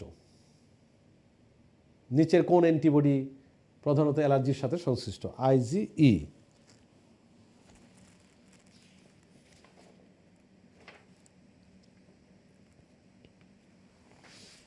ঠিক আছে এই পর্যন্ত? আচ্ছা, এরপরে হ্যাঁ, আরেকটা অ্যালার্জি শব্দটা দুই জায়গায় কিন্তু ছিল, একটা আইজির ক্ষেত্রে আছে, আসলে ওই যে মাস্ট কোষের ক্ষেত্রে আছে অ্যালার্জির সাথে জড়িত। অ্যালার্জি শব্দটা মানবদেহের প্রতিরক্ষার ক্ষেত্রে দুইটা জায়গায় বেশি অ্যাটেনশন দেওয়া উচিত। মাস্ট কোষ, ইমিউনোগ্লোবুলিন ই, মাস্ট কোষ, ইমিউনোগ্লোবুলিন ই, এই দুই জায়গার ক্ষেত্রে এমসিকিউ হওয়ার সম্ভাবনা বেশি। মাতৃদুগ্ধে কোন ধরনের ইমিউনোগ্লোবুলিন থাকে, যেটা প্রশ্ন অলরেডি হতে পারে, তোমাকে বলছিলাম অলরেডি। মাতৃদুগ্ধে কোন ধরনের ইমিউনোগ্লোবুলিন থাকে, কোন ধরনের অ্যান্টিবডি থাকে, সেটা হচ্ছে আইজিএ পাওয়া যায়, আইজিএ পাওয়া যায়। ওকে, এমসিকিউ স্টাইলগুলো। আচ্ছা, এরপরে এই যে অ্যান্টিবডির কার্যপদ্ধতি, এগুলা ওই যেগুলো হচ্ছে এই যে শব্দগুলো খেয়াল রাখবা, কিছু সংজ্ঞার মতো করে আছে না ব্র্যাকেটে, ইংলিশ টার্মস, অধঃক্ষেপণকে প্রেসিপিটেশন, প্রশমনকে নিউট্রালাইজেশন, বিশ্লিষ্টকরণকে লাইসিস বলা হয়। এগুলো বড় যেটা হইতে পারে লেস ইম্পর্টেন্ট, সংজ্ঞা তুলে দিয়ে বলতে পারে যেটাকে কি বলা হয়। তুমি প্রত্যেকটা সংজ্ঞা পড়লেই বুঝতে পারবা যে যেখানে নিচে গিয়ে জমা হচ্ছে সব অধঃক্ষেপণ বলে, ভেঙে যাচ্ছে সেটাকে লাইসিস বলে। হ্যাঁ, এগুলো খুব সহজ জিনিস, তুমি একবার পড়লেই বুঝতে পারবা। ওকে, আচ্ছা, সংজ্ঞা থেকে, তার মানে এই জায়গা থেকে সংজ্ঞা থেকে পড়বো। অলরেডি ক্যামোটেক্সিস সম্বন্ধে আমরা অলরেডি জানি, ক্যামোটেক্সিস বলতে কী বোঝে এটা আমরা বুঝে পড়ার চেষ্টা করছি আর কি। আচ্ছা, এরপর হচ্ছে এই যে লাস্ট টপিক, যেটা লাস্ট মানে যেটা অলরেডি আমি উচ্চারণ করছি, সেটা হচ্ছে অ্যান্টিজেন। অ্যান্টিজেন তুমি খেয়াল করে দেখো রাসায়নিকভাবে এগুলো কি হয়, প্রোটিন ধর্মী হয়। সংখ্যাটা কি বলছে, কোনো অণু অথবা অণুজীব, মানে জীবাণুর কথা বলছে, প্রবেশ করলে অ্যান্টিবডি তৈরি হয়। তার মানে কি, অ্যান্টিবডি তৈরি হবে কখন? যখন লিম্ফোসাইট মনে করবে আরে ওরা তো চিনি না, মারো ওকে। কীভাবে মারো? অ্যান্টিবডি তৈরি করে মারো। তার মানে এমন কোনো উপাদান আমাদের বডিতে ঢুকছে যেটাকে মারার জন্য, নিষ্ক্রিয় করার জন্য অ্যান্টিবডি তৈরি হচ্ছে, ওই উপাদানটাই হচ্ছে অ্যান্টিজেন। অপরিচিত, চিনি না, সেটা রাসায়নিকভাবে প্রোটিনধর্মী অথবা জটিল কোনো রাসায়নিক গঠন হতে পারে। যেমন বলা আছে যে পলিস্যাকারাইড হইতে পারে, গ্লাইকোপ্রোটিন হইতে পারে, নিউক্লিয় প্রোটিন হইতে পারে, বিভিন্ন রকম। অ্যান্টিজেনের প্রকারভেদ খুবই সহজ, বাইরে থেকে কিছু ঢুকে ভেতরেও থাকে। তার মানে বাইরে থেকে ঢুকলো, আবার আমাদের বডিতেও ভেতরেও মাঝে মধ্যে এমন কিছু উপাদান তৈরি হয় যে উপাদানগুলোকে আমাদের লিম্ফোসাইট চিনতে পারে না, নিজেদের জিনিস তাও চিনতে পারে না, তখন কিন্তু এটা অ্যান্টিজেন হয়ে যেতে পারে। থিম তো ওইটাই, অপরিচিত যে কোনো কিছু, লিম্ফোসাইট চিনে না এরকম যে কোনো কিছুকে আমরা অ্যান্টিজেন হিসেবে ধরে নেব। ওকে, বৈশিষ্ট্য, এতে কি এমসিকিউ আসবে যে অ্যান্টিজেনের বৈশিষ্ট্য বা ধর্ম নয় কোনটি, এরকম মনে হয় না। এখানে একটা আসতে পারে যে রাসায়নিক প্রকৃতির মধ্যে হ্যাপটেন বলা হয় কোনগুলাকে। আর এই যুজল সংখ্যা যেগুলো থাকে, সংখ্যা তো যে কোনো সময়ের জন্য ইম্পর্টেন্ট, যদিও 2010 সালের মেডিকেল ভর্তি পরীক্ষা অনেক সংখ্যা ছিল, আদারওয়াইজ তো সংখ্যা ওইভাবে মানে মোটামুটি থাকে, কিন্তু 2010 সালে অনেকগুলো ছিল, খেয়াল করে দেখো। আচ্ছা, অ্যান্টিবডি অ্যান্টিজেনের পার্থক্য তোমার ভেতরে যদি সব পড়া হয়ে যায় তাহলে এই ছক তোমার কাছে কোনো কিছুই না, এটা খুবই সহজ। আবার অ্যান্টিবডি ইন্টারফেরনের পার্থক্য, মানে একই কুমিরের বাচ্চাকে বারবার দেখানো হয়েছে আর কি। ঠিক আছে, ভালো, অসুবিধা নাই, পড়া হবে। আচ্ছা, এরপর হচ্ছে টিকা বা ভ্যাকসিন নিয়ে থিম বলে ফেলছি না। টিকা বা ভ্যাকসিনের থিম এটা, লিম্ফোসাইট নামক শ্বেত রক্তকণিকা যারা অ্যান্টিবডি তৈরি করে জীবাণুকে নিষ্ক্রিয় করে, আমাদের রোগ প্রতিরোধ ক্ষমতায় ভূমিকা রাখে, তাদের সাথে প্রতারণার আশ্রয় নেওয়ার নাম হচ্ছে টিকা বা ভ্যাকসিন। কিভাবে আমরা প্রতারণায় আশ্রয় নেই? বিজ্ঞানীরা করছে কি, ওই সংশ্লিষ্ট জীবাণুর মতো রাসায়নিক গঠনের কিছু উপাদান তৈরি করছে যারা আসলে কোনো রোগ তৈরি করতে পারে না, এরা শরীরের মধ্যে ঢুকাই দেওয়া হয়, তখন লিম্ফোসাইট অ্যান্টিবডি তৈরি করে ফেলে। তাতে করে হয় কি, একটা অ্যাডভান্স প্রতিরক্ষা তৈরি হয়। এখন সব ক্ষেত্রে কি টিকা বা ভ্যাকসিন কাজ করে না? কিছু কিছু রোগের টিকা বা ভ্যাকসিন অ্যান্টিবডি তৈরি করে, ওই অ্যান্টিবডি কিন্তু সারা জীবন এফেক্টিভ, কারণ জীবাণু আগের মতো করে যদি সেম চেহারা নিয়ে আসে তারা রোগ তৈরি করতে পারবে না। কিন্তু কিছু কিছু ক্ষেত্রে, বিশেষ করে ভাইরাসগুলো একটু দুষ্টুমি করে মাঝের মধ্যে। কী দুষ্টুমি করে? তারা ওই যে মিউটেশনের মাধ্যমে নতুন নতুন বিভিন্ন ভ্যারিয়েন্ট তৈরি হয় না, ইনফ্লুয়েঞ্জা বিশেষ করে, আজকে এটা কালকে ওইটা, কেন আমরা ভ্যাকসিন দিয়ে সব রোগ কাভার করতে পারি না? কারণ সে নতুন চেহারা বানায় আসছে, প্লাস্টিক সার্জারি করে নতুন চেহারা আসছে। তুমি টিকা বা ভ্যাকসিন দিয়ে তুমি অ্যান্টিবডি তৈরি করছো, তার কিছু যায় আসে না, কারণ ওই চেহারা তো নতুন চিনবে না, তো তখন তার রোগ প্রতিরোধ হয় না। এইভাবে তখন আমরা বলি যে ওই টিকা বা ভ্যাকসিন কাজ করতেছে না। এখানে কিছু ঐতিহাসিক কথাবার্তা বলছে। ওই যে ব্রিটিশ চিকিৎসক এডওয়ার্ড জেনার সাহেব, উনি গুটি বসন্তের টিকা প্রথম আবিষ্কার করলেন। এই জন্য ওনাকে ইমিউনোলজির সূচনাকারী বলা হয়। তারপরে ফ্রান্সের একজন বিজ্ঞানী লুই পাস্তুর, ঠিক আছে, জলাতঙ্কের টিকা আবিষ্কার করছে। তাহলে দুইজন বিজ্ঞানীর নাম এডওয়ার্ড জেনার, লুই পাস্তুর। একজন ব্রিটিশ, আরেকজন হচ্ছে ফরাসি। একজন হচ্ছে তোমার গুটি বসন্ত নিয়ে কাজ করছে, আরেকজন জলাতঙ্ক নিয়ে কাজ করছে।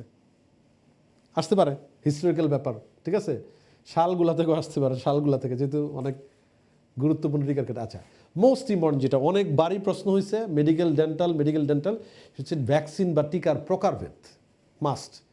মূলত উদাহরণ থেকে প্রশ্ন আসতে পারে। আমি রিকোয়েস্ট করব, এই যে নামগুলো পরে ব্র্যাকেটের কিন্তু ইংলিশ টার্মগুলো মাস্ট পড়তে হবে, ইংলিশ টার্মগুলো অবশ্যই অবশ্যই।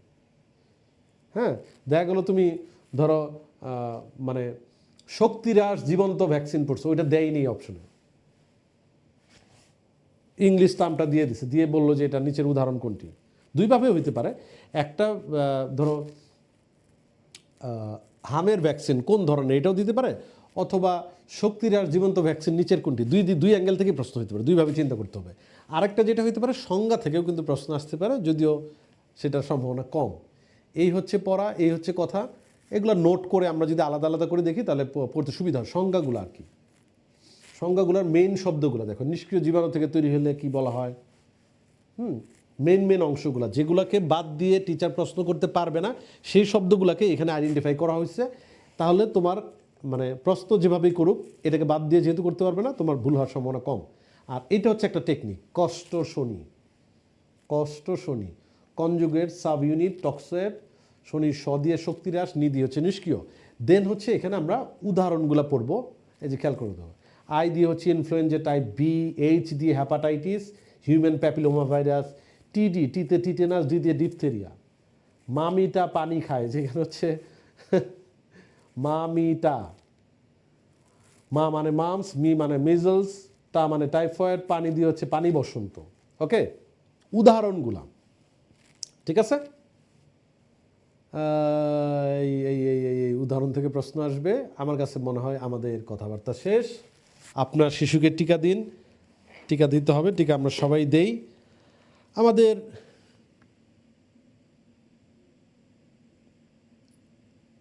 আচ্ছা, এখানে এই ক্লাস করতে গিয়ে আবার তোমরা লাইভ ক্লাস তো মনে করো, কমেন্টে অনলাইন যোদ্ধা তো আছেই আমাদের, কমেন্টে যাই করবা ক্লাসের মধ্যে মোটামুটি একটু সুশীলতা বজায় রেখে করো, তাহলে ভালো আর কি, তাই না?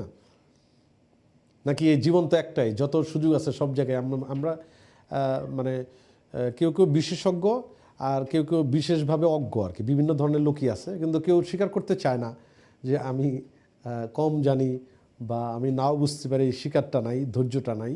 তো যাই হোক, তোমরা যারা অ্যাজ এ সেকেন্ড টাইমার, যারা এই ক্লাস অলরেডি দেখেছো এবং যারা দেখবা, আমি যে পয়েন্ট ধরে শুরু করেছিলাম সেটাতেই আবার ফেরত যাই। নাম্বার 1, ডিপ্রেশন, এটা একটা প্রবলেম। নাম্বার 2 হচ্ছে ডিটেইলড পড়া, একেবারে A to Z সব লাইন পড়তে হবে, সব শব্দ পড়তে হবে, কোনো কিছু বাদ দেওয়া যাবে না, ওই লাইন থেকে মনে প্রশ্ন থাকতে পারে, এটা একটা প্রবলেম। নাম্বার 3 হচ্ছে ডিস্ট্রাকশন, মনোযোগ নষ্ট হয়, তোমার যে ফোকাস নষ্ট হয়, সেগুলো কী কী আছে সেগুলোর ব্যাপারেও নজর রাখা উচিত। আমরা আমাদের জায়গা থেকে সমাধানের যে চিন্তা তোমাদের জন্য করি, তোমাদের জন্য করছি অফলাইন এবং অনলাইন, সেটা হচ্ছে যাতে করে তুমি এই মানসিক চাপ এবং ডিপ্রেশনের মধ্যে আটকা না পড়ে যাও। সেই জন্য টিচারদের সাথে ওয়ান টু ওয়ান কমিউনিকেশন রাখা যায় কিনা সেই ব্যাপারে আমাদের আলোচনা আছে মেডিকোর পক্ষ থেকে। নাম্বার 2 যেটা, সেটা হচ্ছে ডিটেইল পড়ার ক্ষেত্রে আমাদের হচ্ছে চ্যাপ্টার ওয়াইজ প্রায়োরিটি লিস্ট তৈরি করা। মানে একটা প্ল্যান থাকবে, একটা চ্যাপ্টার নিয়ে যখন তুমি বসবা একটা লিখিত প্ল্যান থাকবে, এবং আমাদের ক্লাসের টিচাররা তো বলবেই যে তোমার এই জিনিসগুলো আগে খেয়াল রাখা উচিত এবং এই অধ্যায়টা ঠিক এইভাবে পড়া উচিত।